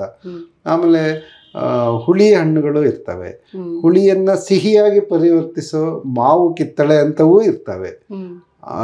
ಆಕಾಶದಲ್ಲಿ ರೇಟ್ ಯಾವಾಗ್ಲೂ ಇರ್ತಕ್ಕಂಥ ಸೇಬು ಇರುತ್ತೆ, ಎಲ್ಲರಿಗೂ ಸಿಕ್ಕೋ ಎಲಚಿನೂ ಇರುತ್ತೆ. ಈ ಥರದ ಯಾವುದು ನೀನು ಹಾಕ್ತೀಯಾ ಅಂತ ಕೇಳೋ ಪದ್ಯ ಇದೆಯಲ್ಲ, ನಮ್ಗೆ ಬರೀ ಪರೀಕ್ಷೆಗೆ ಅಷ್ಟೇ ಅಲ್ಲ, ಅದು ಮಗುವಿನ ವಿಕಾಸಕ್ಕೆ ಏನೋ ಕೊಡ್ತಾ ಇದೆ. ನನಗೆ ಸೆಕೆಂಡ್ PUC ಟೆಕ್ಸ್ಟ್ ಮಾಡುವಾಗ ಆ ಥರದ ಒಂದು ಎಕ್ಸ್ಪೀರಿಯನ್ಸ್ ಆಯಿತು. ಭಾಳ ಒಳ್ಳೆ ಟೆಕ್ಸ್ಟ್ ಅಂತ ಹೇಳಿ ಎಲ್ಲರೂ ಅಪ್ರಿಷಿಯೇಟ್ ಮಾಡಿದ್ರು. ನಾನು ಅದನ್ನ ಒಂದು ಖುಷಿ, ಯಾಕಂದ್ರೆ ಹಿಂದೆಲ್ಲ ಹಿರಿಯ ಲೇಖಕರು ಟೆಕ್ಸ್ಟ್ ಬುಕ್ ಮಾಡೋರು. ಶಿವರುದ್ರಪ್ಪ, ನಿಸಾರ್ ಅಹಮದ್, M.H. ಕೃಷ್ಣಯ್ಯ, G.S. ಸಿದ್ಧಲಿಂಗಯ್ಯ, ಇಂಥ ಘಟಾನುಘಟಿಗಳು ಮಾಡಿದ ಉದಾಹರಣೆಗಳಿದೆ. ನಮ್ಮ ಬ್ಯಾಚಲ್ಲೇ ಮೊದಲು L.N. ಮುಕುಂದರಾಜು ಫಸ್ಟ್ PUC ಅವ್ರ ಸಂಚಾಲಕರಾಗಿ ಒಂದು ಟೀಮ್ನಲ್ಲಿ ಒಂದೊಳ್ಳೆ ಟೆಕ್ಸ್ಟನ್ನು ಮಾಡಿದ್ರು. ಅದಾದ ಮರು ವರ್ಷ ನಾವು ಮಾಡಿದ್ವಲ್ಲ, ಅದು ಆಕಾಶವಾಣಿಯವರು ಇಂಟರ್ವ್ಯೂ ಮಾಡಿದ್ರು ನನ್ನನ್ನು ಕರೆದು, ಎಷ್ಟೊಳ್ಳೆ ಟೆಕ್ಸ್ಟ್ ಮಾಡಿದಿರಾ ವಯಸ್ಸಿಗೆ ಬೇಕಾದ್ದು ಅಂತ. ಅವ್ರು ಅಬ್ಸರ್ವ್ ಮಾಡಿದ್ರು. ಅದರಲ್ಲಿ ಎಲ್ಲರೂ ಬೆಂಗಳೂರಿಗೆ ಬಂದು ಸೇರ್ಕೊಂಡ್ಬಿಡ್ತಾರಲ್ಲ, ವಲಸೆ ಬಂದು ಕೆಲಸಗಳನ್ನು ಹಾಕೊಂಡು ತಮ್ಮ ಮೂಲ ನೆಲೆಯನ್ನು, ಸುಪ್ರಸನ್ನತೆಯನ್ನು ಬಿಟ್ಟು ಇಲ್ಲೆಲ್ಲೋ ಬದುಕನ್ನು, ಅದನ್ನು ಕುರಿತು ಮುಂಬೈ ಜಾತಕ ಪದ್ಯದಲ್ಲಿ ಹೇಳಿದ್ವಿ. ಅಥವಾ ವಯಸ್ಸಾದ ಅಜ್ಜ ಅಜ್ಜಿನ ನೋಡ್ಕೊಳ್ಳೋದೇ ಇಲ್ಲ, ಮನೇಲಿ ತಗೊಂಡೋಗಿ ವೃದ್ಧಾಶ್ರಮಗಳಿಗೆ ಹಾಕ್ತಾರೆ. ಹೊಸ ಕಾಲ ಸೃಷ್ಟಿಸಿರ್ತಕ್ಕಂಥ ಹೊಸ ಬಗೆಯ ತಬ್ಬಲಿಗಳಾಗ್ಬಿಟ್ಟಿದ್ದಾರೆ ಅವ್ರು ಇವತ್ತು, ಅಲ್ವಾ? ಅವರನ್ನ ಪ್ರೀತಿಯಿಂದ ಲಲಿತಾ ಸಿದ್ಬಸಯ್ಯ ಅವರ ಒಂದು ಹೂ ಹೆಚ್ಚಿಗೆ ಇಡ್ತೀನಿ ಪದ್ಯ ಓದಿದ್ರೆ ಆ ಮಕ್ಕಳ್ಯಾರು ಹಂಗ್ ಮಾಡಲ್ಲ, ಪ್ರೀತಿಯಿಂದ ಅಜ್ಜ ಅಜ್ಜಿನ ಮಾತಾಡಿಸ್ತಾರೆ. ಲಂಕೇಶ್ನ ಮುಟ್ಟಿಸಿಕೊಂಡವನ ಕತೆ ಇಟ್ಟಿದೀವಿ, ಅದನ್ನು ಓದಿದ ಯಾರು ಕೂಡ ಜಾತಿ ಬಗ್ಗೆ ಮಾತಾಡೋದು ನನ್ನ ಡಿಗ್ನಿಟಿ ಪ್ರಶ್ನೆ ಅಂತ ಅನ್ಕೊಳ್ತಾನೆ. ಹಾಗಲ್ದೆ ಬೆರೆಯೋ ಈ ಥರದನ್ನ ಆಯ್ದು ಅದು ನಾವು ಆ ವಯಸ್ಸಿಗೆ ಕುವೆಂಪು ಹೇಳ್ತಾರಲ್ಲ ವಿಶ್ವಮಾನವತ್ವದ ಕಡೆಗೆ ಅಂತ, ಆ ಥರದ ಅಂಶಗಳನ್ನ ಇಟ್ಕೊಂಡು ತೇಜಸ್ವಿಯವರ ಕಥೆಯನ್ನ, ಅಥವಾ ನಿಸಾರ್ ಅಹಮದ್ ಅವರ ಶಿಲುಬೆ ಏರಿದ್ದಾನೆ ನೋಡಿ, ಒಬ್ಬ ಮುಸ್ಲಿಂ ಕವಿ ಕ್ರೈಸ್ತ ಧರ್ಮದ ಬಗ್ಗೆ, ಒಬ್ಬ ಸಂತನ ಬಗ್ಗೆ ಬರೀತಾ ಅವನು ಹೇಗೆ ಆ ಕಾಲದ ಕ್ರೈಸ್ತನನ್ನ ಶಿಲುಬೆಗೇರಿಸಿದ ಕ್ರೌರ್ಯಗಳು ಇವತ್ತಿಗೂ ಬಾಂಬು, ಗ್ರನೇಡು ಈ ಮೂಲಕ ಹೊಸ ರೀತಿಯಲ್ಲಿ ಹಿಂಸೆ ಜಗತ್ತಲ್ಲಿ ಚಾಲ್ತಿಲಿದೆ. ಇಂಥ ಟೈಮಲ್ಲಿ ಯೇಸು ಕ್ರಿಸ್ತ ಬೇಕು ಶಿಲುಬೆ ಏರಿರೋನು ನಮ್ಮೆಲ್ಲರ ಕಷ್ಟಗಳಿಗೆ. ಎಷ್ಟು ಇವತ್ತು ಗುಡಿಸಲುಗಳಲ್ಲಿ ದೀಪ, ತಿಂಗಳಿಗೆ ಒಂದ್ಸಲ ದೀಪ ಹಚ್ಚೋಕ್ಕೂ ಕಷ್ಟ ಇರ್ತಕ್ಕಂಥ ದಿನನಿತ್ಯ ಅಲ್ಲೆಲ್ಲ ಶಿಲ್ಬೆ ಏರ್ತಾನೆ ಇದಾನಲ್ಲ ಯೇಸು ಅಂತೇಳಿ ದೈವಿ ರಾಜ್ಯದ ಸಂಕಲ್ಪ, ಆ ಥರದ್ದೆಲ್ಲವ ಒಂದು ಕಲ್ಪನೆ ಟೆಕ್ಸ್ಟ್ ಬುಕ್ಕಲ್ಲಿ ಮಾಡ್ತಾ ಹೋಗ್ಬೋದೇನೋ ಅಂತ ಅನಿಸಿ ನಮಗೆ. ಭಾಳ ಒಳ್ಳೆ ಟೆಕ್ಸ್ಟನ್ನು ಅಂದರೆ ತುಂಬ ಲಿಮಿಟ್ಸ್ ಇರುತ್ತೆ ಒಂದು ಟೆಕ್ಸ್ಟ್ ಬುಕ್ಕಿಗೆ. ಹಳೆಗನ್ನಡ ಇಷ್ಟಿರಬೇಕು, ಹೊಸ ಕನ್ನಡ ಇಷ್ಟಿರಬೇಕು, ಅದರಲ್ಲಿ ಹೆಣ್ಮಕ್ಳು, ಜಾತಿ, ವರ್ಗ ಇವೆಲ್ಲವೂ ನಮಗೆ ಬೇಡ ಅಂದರೂ ಬರುತ್ತೆ. ಆದರೆ ಅದರಲ್ಲೂ ಆಯ್ಕೆ ಪ್ರಕ್ರಿಯೆಯಲ್ಲಿ ನೀವು ನಿಮಗೆ ಹೇಳುವಾಗ ನಾನೊಬ್ಬ ದಲಿತ ಲೇಖಕಂದು ಹಿಂಗೆ ಹೇಳ್ತೀನಿ ಅಂತ ಹೇಳೋಕ್ಕೋಗಲ್ಲ, ವಿಷಯ ಅಷ್ಟೇ ಮುಟ್ಟಿಸ್ತಾ ಇರ್ತೀನಲ್ಲ, ಆ ಮೂಲಕ ಮಗುವಿನ ವಿಕಾಸ ಆಗಬೇಕು ಅನ್ನೋ ಒಂದು ಎಚ್ಚರಿಕೆ ಇರುತ್ತೆ. ಇದೆಲ್ಲ ಟೆಕ್ಸ್ಟ್ ಬುಕ್ಕಿನ ಒಳಗಡೆ ಹೋದಾಗ ನನಗಾದ ಅನುಭವ, ನನಗೆ ಸಿಕ್ಕ ಅವಕಾಶವನ್ನು ಪ್ರಾಮಾಣಿಕವಾಗಿ ಮತ್ತು ತುಂಬ ಚೆನ್ನಾಗಿ ಬಳಸ್ಕೊಂಡೆ ಅಂತ ಅಂದ್ಕೊಂಡಿದ್ದೀನಿ ನಾನು. ಈಗ ನೀವು ಉಪನ್ಯಾಸಕರಾಗಿರೋದ್ರಿಂದ ಮತ್ತು ನಿಮ್ಮ ಒಂದಷ್ಟು ಲೇಖನಗಳು, ಮುಖ್ಯ ಬರಹಗಳು ಮಕ್ಕಳಿಗೆ ಟೆಕ್ಸ್ಟ್ ಕೂಡ ಆಗಿರೋದ್ರಿಂದ, ಮತ್ತು ಹೊಸ ತಲೆಮಾರಿನ ಜೊತೆ ನಿಮಗೆ ಹೆಚ್ಚಿನ ಒಡನಾಟ ಇದೆ. ನನಗೆ ತುಂಬ ವಿಚಿತ್ರ ಅನಿಸೋದು, ನೀವು ಕಿರಿಯರಾಗಿದ್ದಾಗ ತೀರಾ ಹಿರಿಯರ ಜೊತೆ ಒಡನಾಟ ಇಟ್ಕೊತಿದ್ರಿ, ನೀವು ಹಿರಿಯರಾಗುವಾಗ ತೀರಾ ಕಿರಿಯರ ಜೊತೆ ಒಡನಾಟ ಇಟ್ಕೊತೀರಾ. ನಿಮ್ಮ ಸ್ನೇಹಿತರು ಗುಂಪು ಬೇರೆ ಕಡೆ ಇಟ್ಟು ಉಪನ್ಯಾಸಕರಾಗಿ ನೀವು ವಿದ್ಯಾರ್ಥಿಗಳನ್ನ ನೋಡುವಾಗ ಇವತ್ತಿನ ಹೊಸ ತಲೆಮಾರು ಎಲ್ಲೋ ಒಂದು ಕಡೆ ಸಾಂಸ್ಕೃತಿಕ ರಾಜಕಾರಣ ಅನ್ನೋದು ಮಕ್ಕಳ ಮೈಂಡನ್ನು ಮೊದಲು ಆಕ್ರಮಿಸ್ತಿದೆ ಅಂತ ಅನ್ಸುತ್ತೆ. ಇವಾಗ ನಾವು ಕಾವ್ಯ ತಗೊಳ್ಳಿ, ನಾವು ಮಹಾಭಾರತನೋ ರಾಮಾಯಣನೋ ಮಾತಾಡ್ತಾ ಮಕ್ಕಳೇನೋ ಕಲಿತಾ ಅದನ್ನು ಇತಿಹಾಸ ಅಂದರೆ ಪುರಾಣ ಪುಣ್ಯ ಕಥೆಗಳನ್ನು ಇತಿಹಾಸ ಅಂತ ಒಂದು ತಲೆಮಾರಿಗೆ ದಾಟಿಸ್ತಾ ಆ ಮೂಲಕ ಮಕ್ಕಳಲ್ಲಿರೋ ವೈಚಾರಿಕ ಪ್ರಜ್ಞೆಗೆ ಪೂರ ಬ್ರೇಕ್ ಹಾಕೋ ಥರ ಮಾಡ್ತಾ ಅವ್ರನ್ನ ಎಲ್ಲೋ ಒಂದು ಕಡೆ ನಿಷ್ಕ್ರಿಯರಾಗಿ ಯಾವುದನ್ನೂ ಪ್ರಶ್ನಿಸೋಕ್ಕಾಗದಿರೋ ಒಂದು ಜನ್ರೇಷನ್ ಸೃಷ್ಟಿಸ್ತಿದೆ ಅನ್ನೋ ಥರ ಒಂದು ವಾತಾವರಣ ಕಾಣಿಸುತ್ತೆ, ತುಂಬ ಡಾಳಾಗಿ ಕಾಣಿಸುತ್ತೆ. ಮತ್ತು ಇವತ್ತು ಯೂನಿವರ್ಸಿಟಿಯಿಂದ ಹೊರಗಡೆ ಬರೋ ನೀವು ಜರ್ನಲಿಸಮ್ ಸ್ಟೂಡೆಂಟ್ ತಗೊಳ್ಳಿ, MA ಸ್ಟೂಡೆಂಟ್ ತಗೊಳ್ಳಿ, ಯಾರೇ ತಗೊಳ್ಳಿ, ಅವ್ರಿಗೆ ಜನರಲ್ ಆಗಿ ಕೇಳಿದ್ರೆ ಸಿದ್ಧಾಂತ ಇಟ್ಕೊಂಡ್ ಬರ್ತಾರೆ ಅನ್ನೋದು ಒಂದಾದ್ರೂ ಸಾಮಾಜಿಕವಾಗಿ ಯಾವುದೇ ಒಂದು ಇದ್ರ ಬಗ್ಗೆ ಅವ್ರಿಗೆ ಪ್ರಜ್ಞೆನೇ ಇರಲ್ಲ. ಅನ್ಯಾಯಗಳ ಬಗ್ಗೆ, ದೌರ್ಬಲ್ಯಗಳ ಬಗ್ಗೆ, ಅಥವಾ ಸಮಾಜದ ಆಗುಗಳ ಬಗ್ಗೆ, ಅಥವಾ ಜನರಲ್ಲಾಗಿ ನೀವೇನಾದ್ರೂ ಮಾತಾಡೋಕ್ಕೆ ಕೇಳಿದ್ರೆ ಅವ್ರಿಗೆ ಏನೂ ಮಾತಾಡೋಕ್ಕೂ ಬರಲ್ಲ. ತುಂಬ ಬ್ಲೈಂಡ್ ಆಗಿರ್ತಾರೆ. MA ಮಾಡಿ PhD ಮಾಡಿ ಬಂದಿರ್ತಾರೆ. ಅವರು ಉಪವಾಸ ಏನೋ ಅವರ ಆಧ್ಯಾತ್ಮಿಕ ಇದು ಅಂದ್ಕೊಂಡು ಅದನ್ನ ತೀರಾ ಮೌಢ್ಯದ ಥರ ಫಾಲೋ ಮಾಡೋದಿರುತ್ತೆ. ಇದ್ರ ಬಗ್ಗೆ ನೀವು ಅವರ ಒಡನಾಟ ಇರೋದ್ರಿಂದ. ನಾನು ವಿದ್ಯಾರ್ಥಿಗಳು ಯಾವಾಗಲೂ ಹೇಳ್ತಾ ಇರ್ತೀನಿ, ನಾವು ಓದೋದಕ್ಕೆ ಬದುಕೋದಕ್ಕೆ ಇದೆರಡು ಬೇರೆ ಬೇರೆ ಅಂತ ಭಾವಿಸ್ಬಾರ್ದು ಯಾವತ್ತು ಅಂತ ಹೇಳಿ. ಈಗ ಎಚ್ ನರಸಿಂಹಯ್ಯನವ್ರದ್ದು ಜ್ಯೋತಿಷ್ಯ ಅರ್ಥಪೂರ್ಣವೋ ಅರ್ಥರಹಿತವೋ ಅಂತ ಬಹಳ ಒಳ್ಳೆ ಲೆಸನನ್ನು ಮುಕುಂದರಾಜು ಸರ್ ಅವರು ಇಟ್ಟಿದ್ದಾರೆ ಇದರಲ್ಲಿ. ಅವ್ರ ಸಂಚಾಲಕರಾಗಿದ್ದಾಗ ಫಸ್ಟ್ PUC ಟೆಕ್ಸ್ಟಲ್ಲಿ ತುಂಬ ಸ್ಪಷ್ಟವಾಗಿ ಇದು ವಿಜ್ಞಾನ ಅಲ್ಲ, ವೈಜ್ಞಾನಿಕವಾದ್ದಲ್ಲ, ಹೆಂಗೆ ಒಂದು ದುರ್ಬಲ ಮನಸ್ಥಿತಿಯಲ್ಲಿ ನಾವು ಜ್ಯೋತಿಷಿಗಳ ಮೊರೆ ಹೋಗ್ತೀವಿ. ಆಮೇಲೆ ಎಷ್ಟೋ ಈಗ ರಾಹುಕಾಲ, ಗುಳಿಕ ಕಾಲ, ಯಮಗಂಡ ಕಾಲಗಳನ್ನು ನೋಡದೆ ಜಗತ್ತಲ್ಲಿ ಎಷ್ಟೋ ಮದುವೆಗಳಾಗ್ತವೆ. ಆಗಿರೋ ಮುರಿದು ಹೋಗ್ತವೆ. ಈ ಜ್ಯೋತಿಷ್ಯದ ಪ್ರಕಾರ ಆಗಿರೋವೆ ಬಹಳ ಹೊಂದಾಣಿಕೆ ಅನ್ನೋದು ಮುರಿದು ಹೋಗುತ್ತೆ. ಆಮೇಲೆ ಯಾವುದನ್ನು ನೀವು ಯಮಗಂಡ ಕಾಲ, ಆಗ ಎಲ್ಲಿಂದನೋ ಓಡ್ತಕ್ಕಂಥ ರೈಲು ಅಥವಾ ವಿಮಾನನೋ ಕಾಯೋದಿಲ್ಲ, ಆ ಸಮಯನ ತಂಪಾಡಿತಾವ ಆರ್ತಾ ಇರ್ತವೆ. ಇದೇ ಜ್ಯೋತಿಷ್ಯ ಸುಳ್ಳು, ಅದು ವಿಜ್ಞಾನ ಅಲ್ಲ ಅನ್ನೋದನ್ನು ಪ್ರೂವ್ ಮಾಡಿದ್ರು. ನಾವು ಈಗ ನಮ್ಮ ಮನೇಲಿ ಮದುವೆ ಅಂದ ತಕ್ಷಣ ಓಡೋಗಿ ಈ ಥರ. ಹಂಗಾಗಿ ಆ ಥರದ್ದನ್ನ ಬದಲಾಯಿಸ್ಕೋಬೇಕು ಅನ್ನೋದನ್ನ ಕುವೆಂಪು ಆ್ಯಕ್ಚುಲಿ ತುಂಬ ಹೇಳಿದ್ರು. ವೈಯಕ್ತಿಕ ನೆಲೆಯಲ್ಲಿ ನಮ್ಮಲ್ಲಿ ವಿಕಾಸ ಆಗಬೇಕು. ನಾನು ಇವಾಗ ನನ್ನ ಮಕ್ಕಳಿಗೆ ಪಾಠ ಮಾಡುವಾಗ ನೀವು ಹೋಗಿ ಮೇಸ್ಟ್ರಿಂಗೆಲ್ಲ ಹೇಳಿದ್ರು ಇದೆಲ್ಲ ಸುಳ್ಳು, ಮೌಢ್ಯ, ನಾಳೆಯಿಂದ ಬಿಡಿ ಅಂದ ತಕ್ಷಣ ನಿಮ್ಮನ್ನು ಕಾಲೇಜಿಗೆ ಕಳ್ಸಲ್ಲ, ನೀವು ಅಕ್ಷರ ಕಲ್ತಿದ್ದು ಜಾಸ್ತಿ ಆಯಿತು ಅಂತಾರೆ. ಅದಕ್ಕೆ ಅವ್ರನ್ನ ವಿರೋಧಿಸ್ಬೇಡಿ, ಯಾಕಂದರೆ ನೀವು ಅವಲಂಬಿತರಾಗಿರ್ತಿರಲ್ಲ, ಅಲ್ಲಿ ತನಕ ವಿರೋಧಿಸೋಕ್ಕಾಗಲ್ಲ. ಫಾಲೋ ಮಾಡ್ತಾ ಇದ್ದಂಗೆ ಇರಿ. ಆದರೆ ನಿಮ್ಮ ಒಳಗಡೆ ವಿಕಾಸ ಆಗುತ್ತೆ. ನಾಳೆ ನೀವು ಕುಟುಂಬದ ಮುಖ್ಯಸ್ಥರಾದಾಗ ನೀವು ಆಚರಿಸ್ಬೇಡಿ ಆ ಥರದ ಮೌಢ್ಯವನ್ನು. ಆಗ ನಿಮ್ಮ ಮಕ್ಕಳು, ಅಂದರೆ ಈ ಬದಲಾವಣೆಗಳು ಇರ್ತಾವಲ್ಲ ಮೌಢ್ಯದ್ದು, ಕುವೆಂಪು ಯಾವಾಗಲೂ ಹೇಳೋರು ಈ ಕ್ಷಣ ನಾಳೆನೇ ಅನ್ನೋ ಥರ ಅಲ್ಲ, ನಿಧಾನಕ್ಕಾಗುತ್ತೆ ಅಲ್ವಾ. ಇಂದು ರಕ್ತದ ಬಿಂದು, ನಾಳೆ ಸೌಖ್ಯದ ಸಿಂಧು ಅಂತ ಹೇಳ್ತಾರೆ. ಇವತ್ತು ನೀನು ಹೋರಾಟಕ್ಕೋ ಕ್ರಾಂತಿಗೋ ಹರಿಸೋ ಒಂದೊಂದು ಹನಿ ರಕ್ತ ನಿನ್ನ ಬದುಕನ್ನಲ್ಲ, ನಾಳಿನವರ ಬದುಕನ್ನ ಸುಖದ ಸಮುದ್ರ ಮಾಡುತ್ತೆ ಅಂತ ಹೇಳ್ತಾರಲ್ಲ, ಅದನ್ನ ಇವತ್ತು ನಾವು ಕಲಿಸ್ತಿಲ್ಲ. ನೀವು ಹೇಳ್ದಂಗೆ ಯೂನಿವರ್ಸಿಟಿಯಿಂದ ಬರೋರನ್ನ ನೋಡ್ತಾ ಇದ್ರೆ, ಹೊಸಬರು ಬರ್ತಾರಲ್ಲ, ಅವರಿಗೆ ಒಂದು ಬೇಸಿಕ್ ಬೇರೆ ವಿಚಾರಗಳು ಹೋಗ್ಲಿ. ನೀವು ಹೇಳಿದ್ರಲ್ಲ ಇವತ್ತಿನ ಹೋರಾಟಗಳು, ಬದುಕೋ, ಇವತ್ತು ನಾವು ಎಂಥ ಸ್ಥಿತಿಲಿದ್ದೀವಿ, ಯಾವ ಶಕ್ತಿಗಳು ನಿಯಂತ್ರಿಸ್ತಾ ಇದ್ದಾವೆ, ಇವುಗಳ ಅರಿವಿರಲಿ. ಸಾಹಿತ್ಯದ ವಿದ್ಯಾರ್ಥಿಗಳಿಗೆ ಒಂದು ಬೇಸಿಕ್ ಒಂದು ಇದು ಕೂಡ ನಾಲೆಡ್ಜ್ ಕೂಡ ಹಾಗಾಗಿ ಸಹಜವಾಗಿ ಹಂಗಾಗಿ ನೀವು ಇವಾಗ ತುಂಬ ಮುಕ್ತವಾಗಿ ವೈಚಾರಿಕತೆಯನ್ನು ಬರೆದ್ರೆ ಮೆಚ್ಚಿ ಬರೆದು ಉತ್ತರ ಬರೆದು ಮಾರ್ಕ್ಸ್ ತಗೊಳ್ತಾರೆ ಹೊರತು ಮತ್ತೆ ಮಾರನೇ ದಿವಸ ಉಪವಾಸನೋ ವೃತನೋ ಧರ್ಮಸ್ಥಳಕ್ಕೋ ಮತ್ತೊಂದಕ್ಕೋ ಹಣ ಕಳಿಸೋದು ಈ ಥರದ್ದು ಅಂತೇಳಿ ಇಲ್ಲ. ಅದೇನೋ ನಂಗೊಂದು ನಂಬಿಕೆ, ನಂಗೊಂದು ಭರವಸೆ, ಒಂದು ಧೈರ್ಯ, ಹಿಂಗೆಲ್ಲ ಸಮರ್ಥನೆಗಳನ್ನು ಕೊಟ್ಟರು ಕೂಡ ಒಂದು ಮೌಢ್ಯದ ಆಚೆ. ನನಗೆ ಕುವೆಂಪು ಈ ಕಾರಣಕ್ಕೆ ತುಂಬ ಇಷ್ಟ. ತೇಜಸ್ವಿ ಭಾಳ ಯಾಕೆ ಇಷ್ಟ ಅಂದರೆ, ಕುವೆಂಪು ನೋಡಿ ಅವ್ರು ಬರೀ ಹೇಳಿದ್ ಮಾತ್ರ ಅಲ್ಲ, ಇಡೀ ಜೀವಮಾನದಲ್ಲಿ ಒಂದು ದಿನ ಒಂದು ದೇವಸ್ಥಾನಕ್ಕೆ ಹೋಗಿಲ್ಲ, ಮನೆಯಲ್ಲಿ ಒಂದು ವೃತಗಳನ್ನ ಒಂದು ಇದನ್ನ ಮಾಡಿ ಅರ್ಚಕರನ್ನ ಕರೆಸಿ ಮಾಡಿಲ್ಲ, ಮಕ್ಕಳ ಮದುವೆನ ಪುರೋಹಿತ ಶಾಹಿ ಕೈ ಕೊಡ್ಲಿಲ್ಲ, ತೇಜಸ್ವಿ ಮದುವೆನ ಅವರೇ ಮಾಡಿದ್ರು.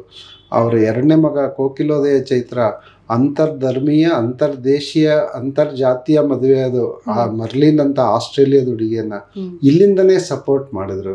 ಇಬ್ರು ಹೆಣ್ಮಕ್ಳಿಗೆ ಮಂತ್ರ ಮಾಂಗಲ್ಯದ ಪ್ರಕಾರ ಪ್ರಭುಶಂಕರ ಅವ್ರ ನೇತೃತ್ವದಲ್ಲಿ ಮದುವೆ ಮಾಡಿದ್ರು. ಆ ಥರ ನಾವು ಏನು ಮಾತಾಡ್ತಿದೀವೋ ಆ ಥರ ಬದುಕೋದಕ್ಕೆ ಪ್ರಯತ್ನ ಪಡದೇ ಇದ್ರೆ ಇದು ಆಗ್ತಾನೆ ಹೋಗುತ್ತೆ. ಹಾಗಾಗಿ ನಮ್ಮ ಬದುಕಿಗೂ ನನ್ನ ಓದಿಗೂ ಬಹಳ ದೊಡ್ಡ ಗ್ಯಾಪ್ ಇದೆ ಮೇಡಮ್. ಇದಕ್ಕೆ ನಾನಾ ಕಾರಣಗಳನ್ನ ಹೇಳ್ಬೋದು, ಇವತ್ತು ಸಮಯ ಇಲ್ಲ ಅನ್ಸುತ್ತೆ.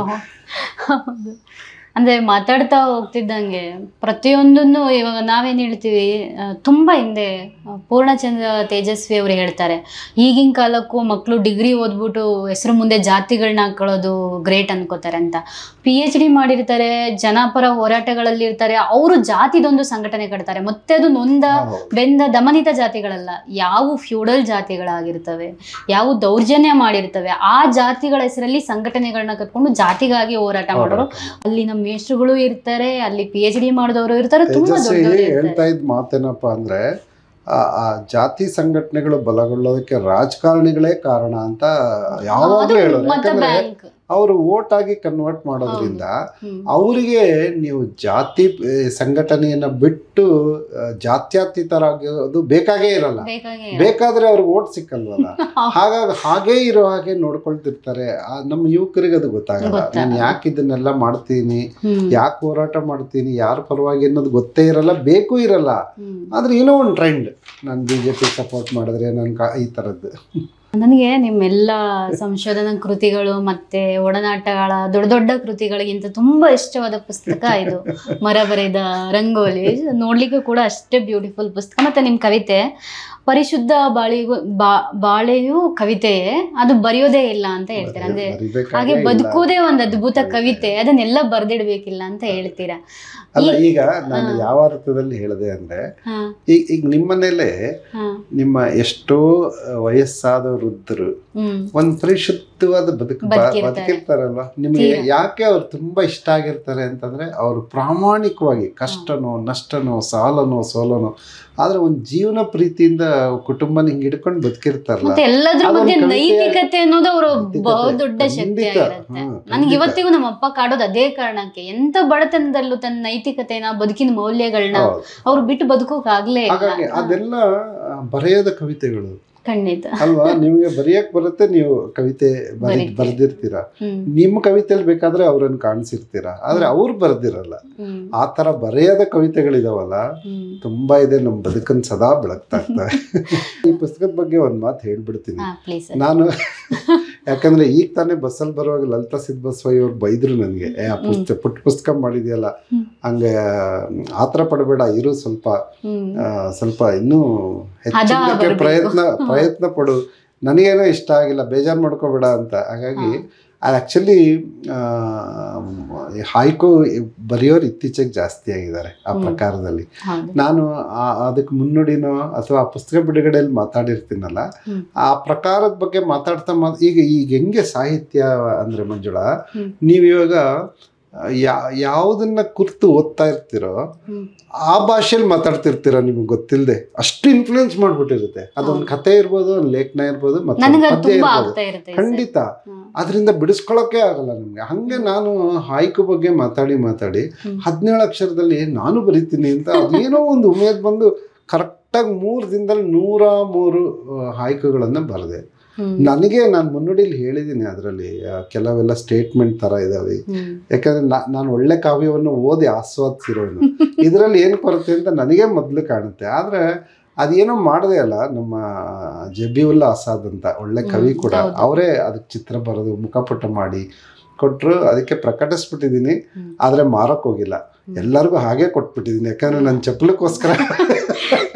ಹಾಗಾಗಿ ಅದೇನು ಒಳ್ಳೆ ಈ ಪುಸ್ತಕ ನಂದು ಅಂತ ಹೇಳ್ಕೊಳ್ಳ. ಅಂದ್ರೆ ಕವಿತೆಗೆ ಅಥವಾ ಕಾವ್ಯಕ್ಕೆ ಯಾವಾಗ್ಲೂ ಸಿದ್ಧ ಮಾದರಿಯ ಚೌಕಟ್ಟಿರೋದಿಲ್ಲ. ಬಟ್ ಓದಿದ ಕೆಲವರು, ಈಗ ಫಾರ್ ಎಕ್ಸಾಂಪಲ್ ದುಂಡಿರಾಜ್ ಒಂದು 15 ಪದ್ಯದ ನಂಬರ್ ಹಾಕಿ ಇವು ಬಹಳ ಇಷ್ಟ ಆಯ್ತು ಅಂದ್ರು. ಸೊ 100ರಲ್ಲಿ 15 ಆದ್ರೂ ಚೆನ್ನಾಗಿದೆ. ಮೂಡ್ನಾಕುಡಿ ಚಿನ್ನಸ್ವಾಮಿ ಅವರು, ನಾನು ತಲೆ ಹತ್ರ ಇಟ್ಕೊಂಡು ಆಗಾಗ ಓದ್ತೀನಿ, ಕೆಲವು ಮಿಂಚಿನ ತರ ಚಿಂತನೆ ಮಾಡೋ ಹಾಗೆ ಮಾಡೋದು ಗುಡ್ ಸತ್ಯ ಅಂತ ಒಂದು ಮೆಸೇಜ್ ಹಾಕಿದ್ರು. ನಂಗೆ ಪರವಾಗಿಲ್ಲ, ಇದ್ರಲ್ಲಿ 1-2 ಮಿಂಚುಗಳಿದೆ. ಕೆಲವರು ಹೇಳೋದನ್ ಸರ್, ಒಂದು ಕವನ ಸಂಕಲನದಲ್ಲಿ 3 ಪದ್ಯಗಳು ಯಾರೋ ನೆನಪಿಟ್ಕೊಂಡು ಇದು ಚೆನ್ನಾಗಿದೆ ಅನ್ಸೋದಾದ್ರೆ ಆ ಕವನ ಸಂಕಲನ ಹಿಟ್ಟಾಗಿದೆ ಅನ್ನೋ ತರ.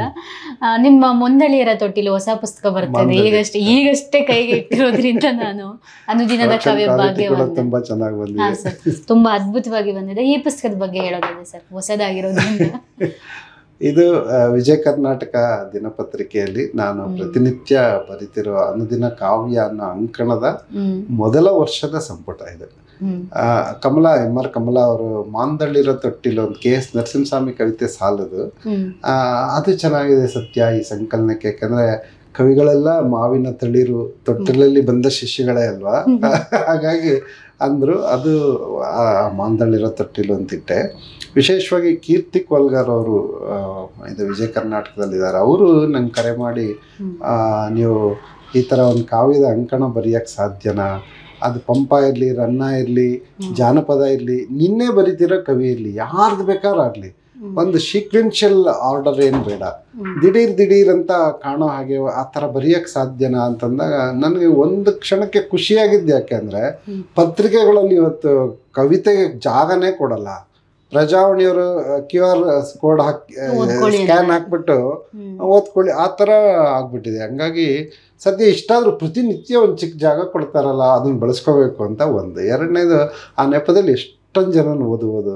ಈಗ ನಾನು ಅದರಲ್ಲಿ 4 ಸಾಲು ಹಾಕಿರ್ತೀನಿ ಒಂದು ಕವಿತೆ. ಈಗ ನಿಮ್ಮ 4 ಸಾಲು ನಾನು ಆಯ್ಕೆ ಮಾಡಿ ನಾನು ಬರೀಬೇಕು ಅಂತಂದ್ರೆ ನಿಮ್ದು 10 ಪದ್ಯನಾದ್ರೂ ನಾನು ಓದ್ತೀನಿ ಅಲ್ವಾ.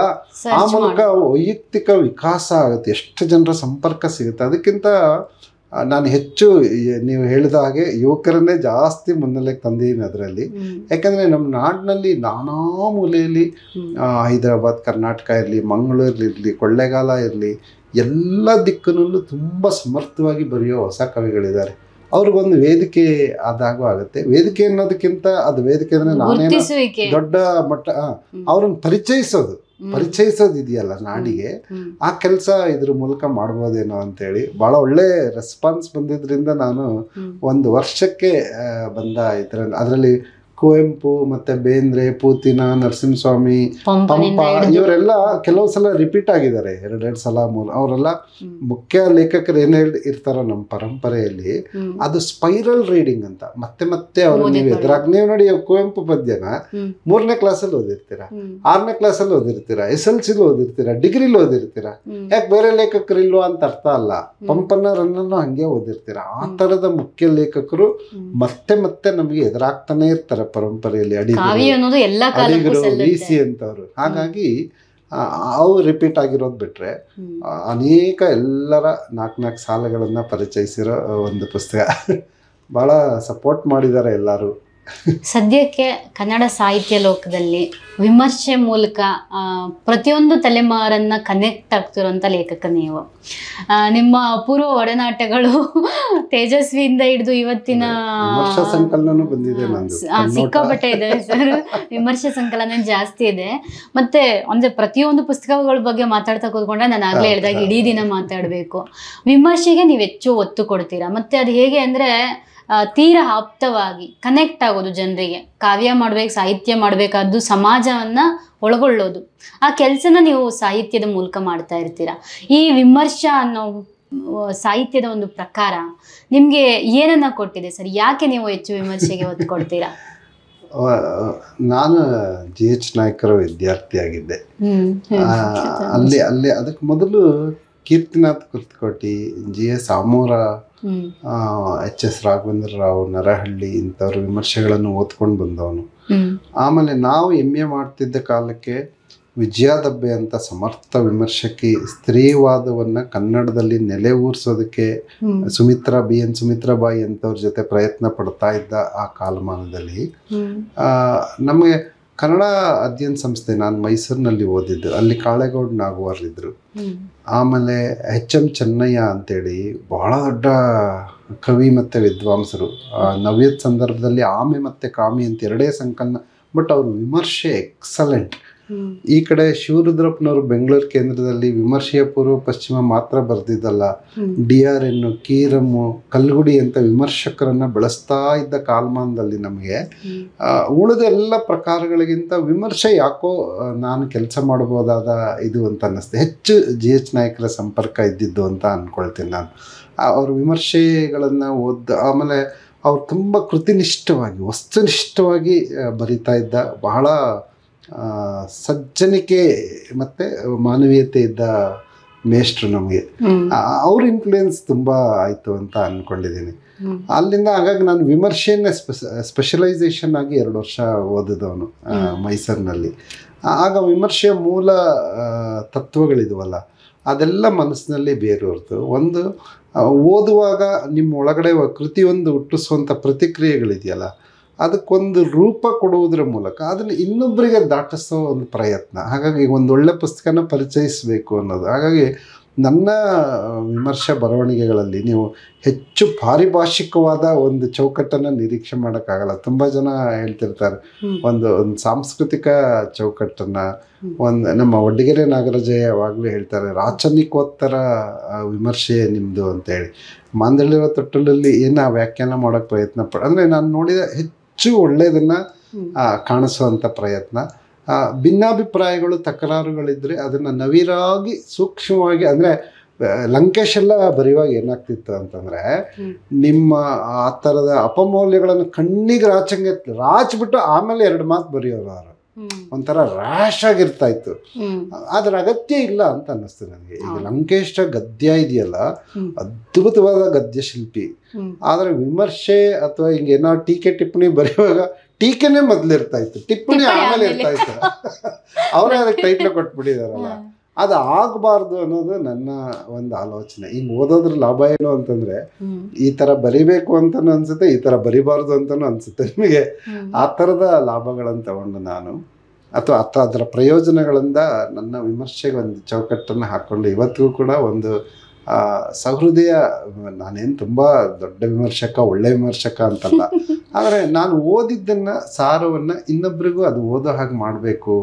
ಅದರಿಂದ ಕೃತಿ ಬರೆದವ್ರು, ಈಗ ನಮ್ಮ ಕಂಟಲ್ಗೆರೆ ಅವ್ರು ಬರೆದ ಟ್ರಂಕು ತಟ್ಟೆ ಇದೆಯಲ್ಲ, ನಂಗೆ ಓದಿದ ತಕ್ಷಣ ಬರೀದೇ ಇರೋಕ್ಕಾಗಲೇ ಇಲ್ಲ. ಅವತ್ತೇ ಬರೆದು ಮಲ್ಕೊಂಡೆ. ಆಮೇಲೆ ನನಗೆ ಅವ್ರ ಪರಿಚಯ ಆಗಿದ್ದು.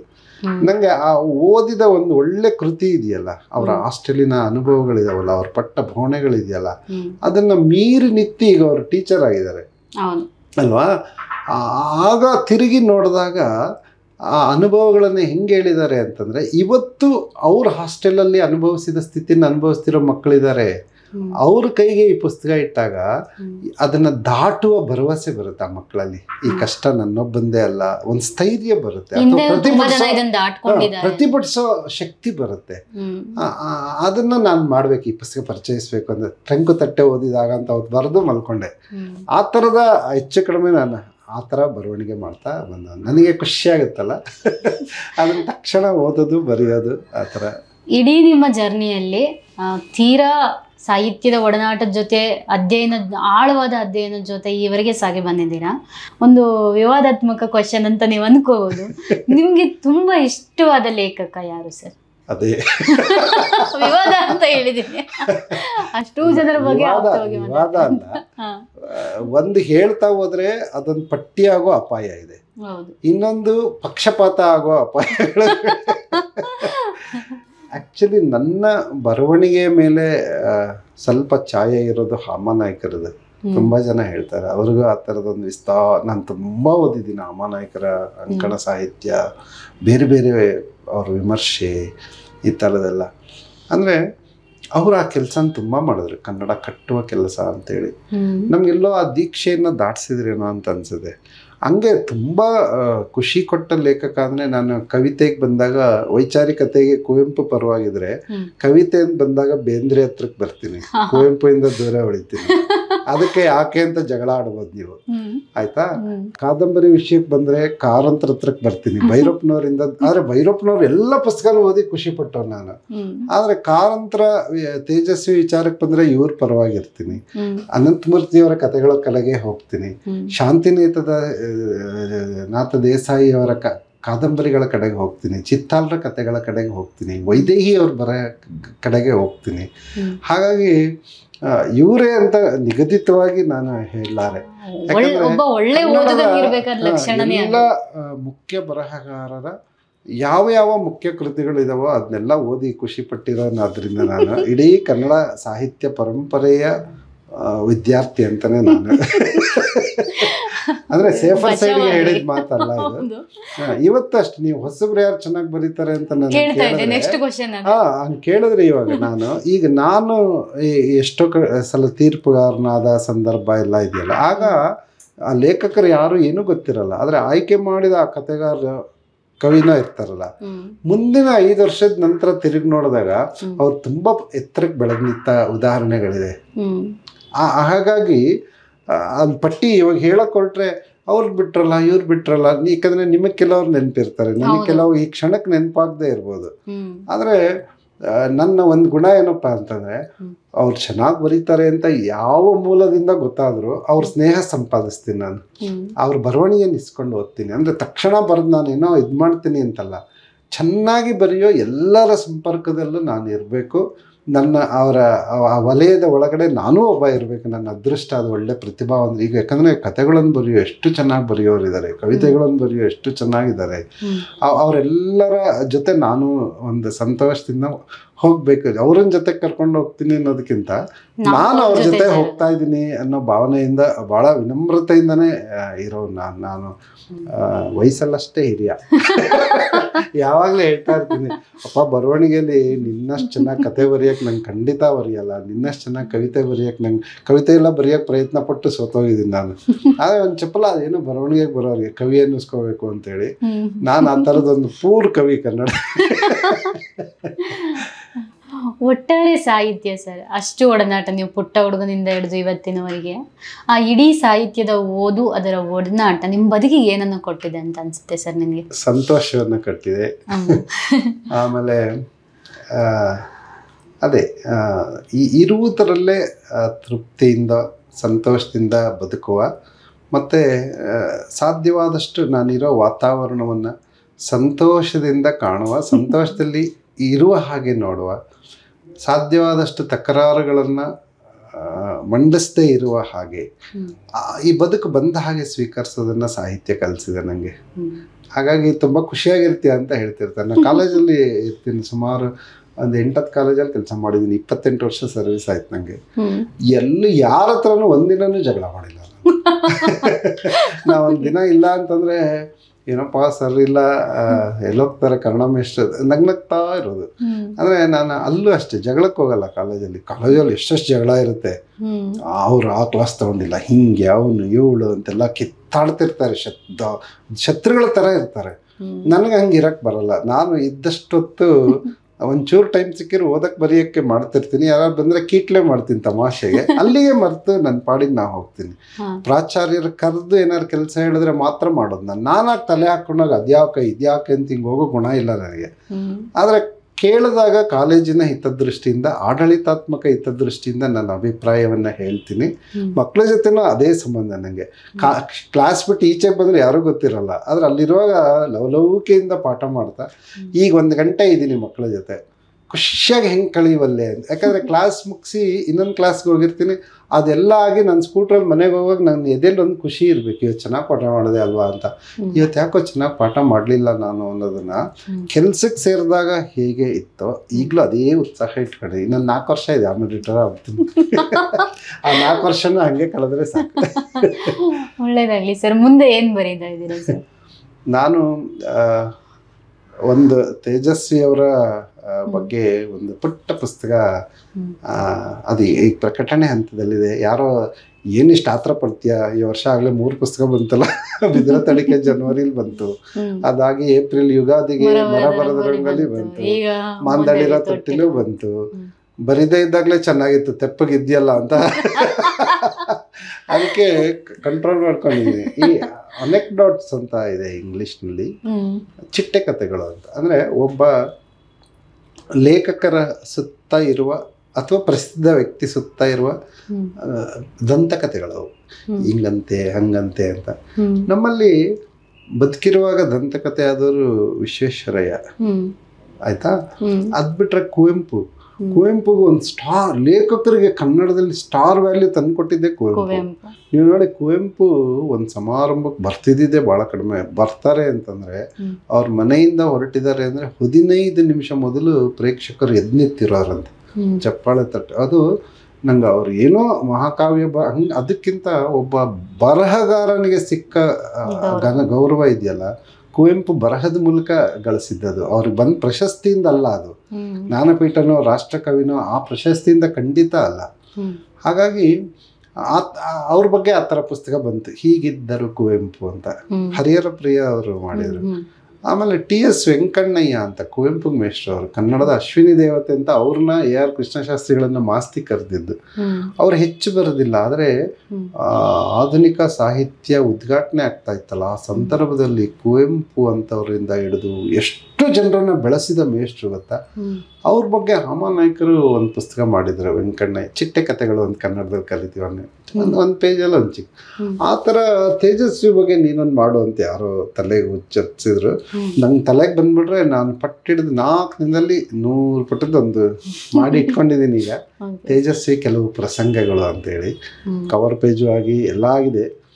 ಸದ್ಯಕ್ಕೆ ಆ ಪುಸ್ತಕದ ಪ್ರಕಟಣೆ ಅದಲ್ಲದೆ ವಿಮರ್ಶಾ ಸಂಕಲನ ಇದೆ, ಕೇಳಿದ್ರೆ ಇನ್ನೇನೋ ಇದೆ, ಅದು ಮಾಡ್ತಾ ಇರ್ತೀನಿ ನಾನು. ಹೇಗೆ ಅಂದರೆ ಲೇಖಕ ಪುಸ್ತಕ ಬರೆಯೋ ಮೊದಲು ತೆಪ್ಪಗಿರ್ತಾ ಇದ್ದೆ. ಈಗ ಬಂದಮೇಲೆ ಒಂದು ಪುಸ್ತಕ ಈಗ ಮಾಂದಳಿರೋ ತೊಟ್ಟಿಲು ಬಂತಲ್ಲ, ಮನೇಲಿ ರಾಶಿ ಬಿದ್ದಾವೆ, ಅವನ್ ಖರ್ಚು ಮಾಡೋದು ಈ ಥರ ಅಲ್ಲ, ಕೇಳಿದವ್ರಿಗೆಲ್ಲ ಕೊಟ್ಬಿಡೋದು.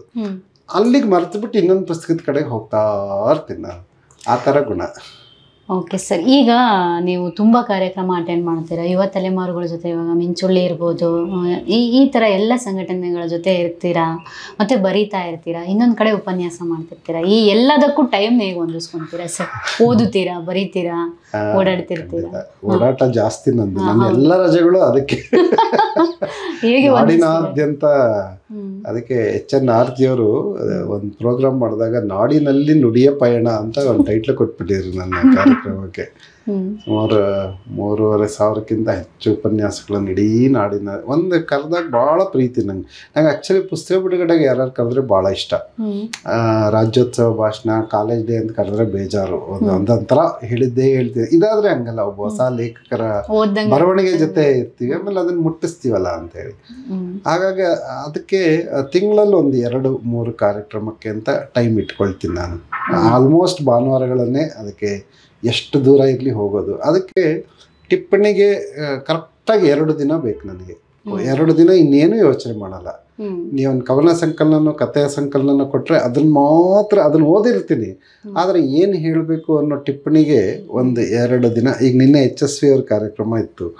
ಅವ್ರ ಭಾವಗೀತೆಗಳು 302 ಭಾವಗೀತೆಗಳ ಅದು ಪ್ರೀತಿಯು ನೀಡಿದ ಕಣ್ಣು ಬಿಡಿ ಕಳೆದೊಂದು ವಾರದಿಂದ ಅದು ಬಿಟ್ಟರೆ ಇನ್ನೇನು ಧ್ಯಾನಿಸಕ್ಕೆ ನನ್ನ ಕೈಲಿ ಆಗಿರಲಿಲ್ಲ. ಮಾತಾಡಿದ 10 ನಿಮಿಷ ಆದರೂ ಕೂಡ ಅದಕ್ಕೆ ತುಂಬ ಸಮಯ ಕೊಡಬೇಕು. ಹಾಗಾಗಿ ಅದು ನನಗೆ ಖುಷಿ ಕೊಡೋ ಕೆಲಸ. ಒಂದು ಎಲ್ಲ ಕಡೆ ಸ್ನೇಹಿತರು ಸಿಗ್ತಾರೆ ಅನ್ನೋದು. ಆಮೇಲೆ ಉಳಿದ ಹಾಗೆ ಬಾಕಿ ಸಮಯ ಇರುತ್ತಲ್ಲ, ನಾನು ಕಾಲೇಜ್ ಬಿಟ್ಟು ಬಂದು ಕಾಲೇಜ್ ಗೇಟ್ ದಾಟಿದ್ಮೇಲೆ ಕಾಲೇಜಿನ ಚಿಂತೆ ಮಾಡಲ್ಲ, ಮನೆ ದಾಟಿದ್ಮೇಲೆ ಮನೆ ಚಿಂತೆ ಮಾಡಲ್ಲ. ಆ ಥರ ನನ್ನ ಗುಣ. ಇಲ್ಲಿದಲ್ಲಿ ಅಲ್ಲಿದಲ್ಲಿ ಕ್ಲಾಶ್ ಮಾಡ್ಕೊಳ್ಳಲ್ಲ. ಹಾಗಾಗಿ ಮನೆಗೆ ಬಂದ ತಕ್ಷಣ ನಾನು ಓದು ಬರಹ ಈ ಥರದ್ರಲ್ಲಿ ಇರ್ತೀನಿ. ಬೇರೆ ಇನ್ನು ಎಲ್ಲೂ ಟೈಮ್ ಕೊಡಲ್ಲ. ನಾನು ಚಿಕ್ಕಮಗಳೂರಿನಲ್ಲಿ ಇರ್ತೀನಲ್ಲ, ಗೆಳೆಯರ ಮನೆಗೆ ಹೋಗೋದು, ಹರಟೆ ಹೊಡಿಯೋದು, ಈ ಥರದ ಗುಣನೇ ಇಲ್ಲ. ಯಾಕಂದರೆ ಆ ಚಿಕ್ಕ ಚಿಕ್ಕ ಊರುಗಳಲ್ಲಿ ಒಂದು ಕೆಟ್ಟ ರಾಜಕೀಯ ವಾತಾವರಣ ಇರುತ್ತೆ. ಅದು ಸಾಹಿತ್ಯ ವಲಯ ಇರಲಿ, ಮತ್ತೊಂದಿರಲಿ, ಒಬ್ರನ್ನ ಕಂಡ್ರೆ ಆಗದೆ ಇರೋದು, ಚಾಡಿ ಹೇಳೋದು, ಈ ಥರದ್ರಿಂದ ತುಂಬ ದೂರ ನಾನು. ಹಂಗಾಗಿ ಒಂಥರ ಮುಚ್ಚಿಟ್ಕೊಂಡಂಗೆ ಇರ್ತೀನಿ. ಇವನ್ ಇದನ್ನ ಇಲ್ವೋ ಅನ್ನೋ ಥರ ಅವ್ರು ಕರೆದಾಗ್ಲೇ ಎಲ್ಲ ಕಡೆ ನೀವೇ ಕಾಣಿಸ್ತೀರಿ, ಆ ಥರ ಇರ್ತೀನಿ. ಹಾಗಾಗಿ ಸಮಯ ಓದೋದು ಬರಹಕ್ಕೆ ಕೊಡೋಕ್ಕೆ ನಮ್ಗೆ ಟೈಮ್ ಆಗಿಲ್ಲ ಅನ್ನೋದು ನೆಪ ಮೇಡಮ್.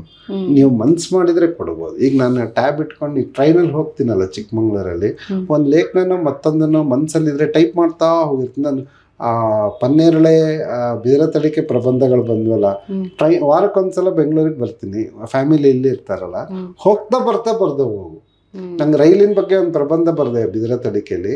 ರೈಲಲ್ಲೇ ಬರೆಯುವಾಗ ಇನ್ನೂ ಹೆಚ್ಚು ಸ್ಪಷ್ಟವಾಗಿ ಕಾಣಕ್ಕೆ ಇದು ಅಂತ ಹೇಳಿ. ಹಂಗೆ ಸಮಯನ ಸದುಪಯೋಗ ಪಡಿಸ್ಕೋಬೇಕು. ಇರುತ್ತೆ ಸಮಯ, ನಾವು ಮಾಡ್ಕೊಳ್ಳೋದಲ್ಲ, ಗಮನ ಕೊಡ್ಬೇಕಷ್ಟೇ ಅಂತೇಳಿ ಅಲ್ವಾ?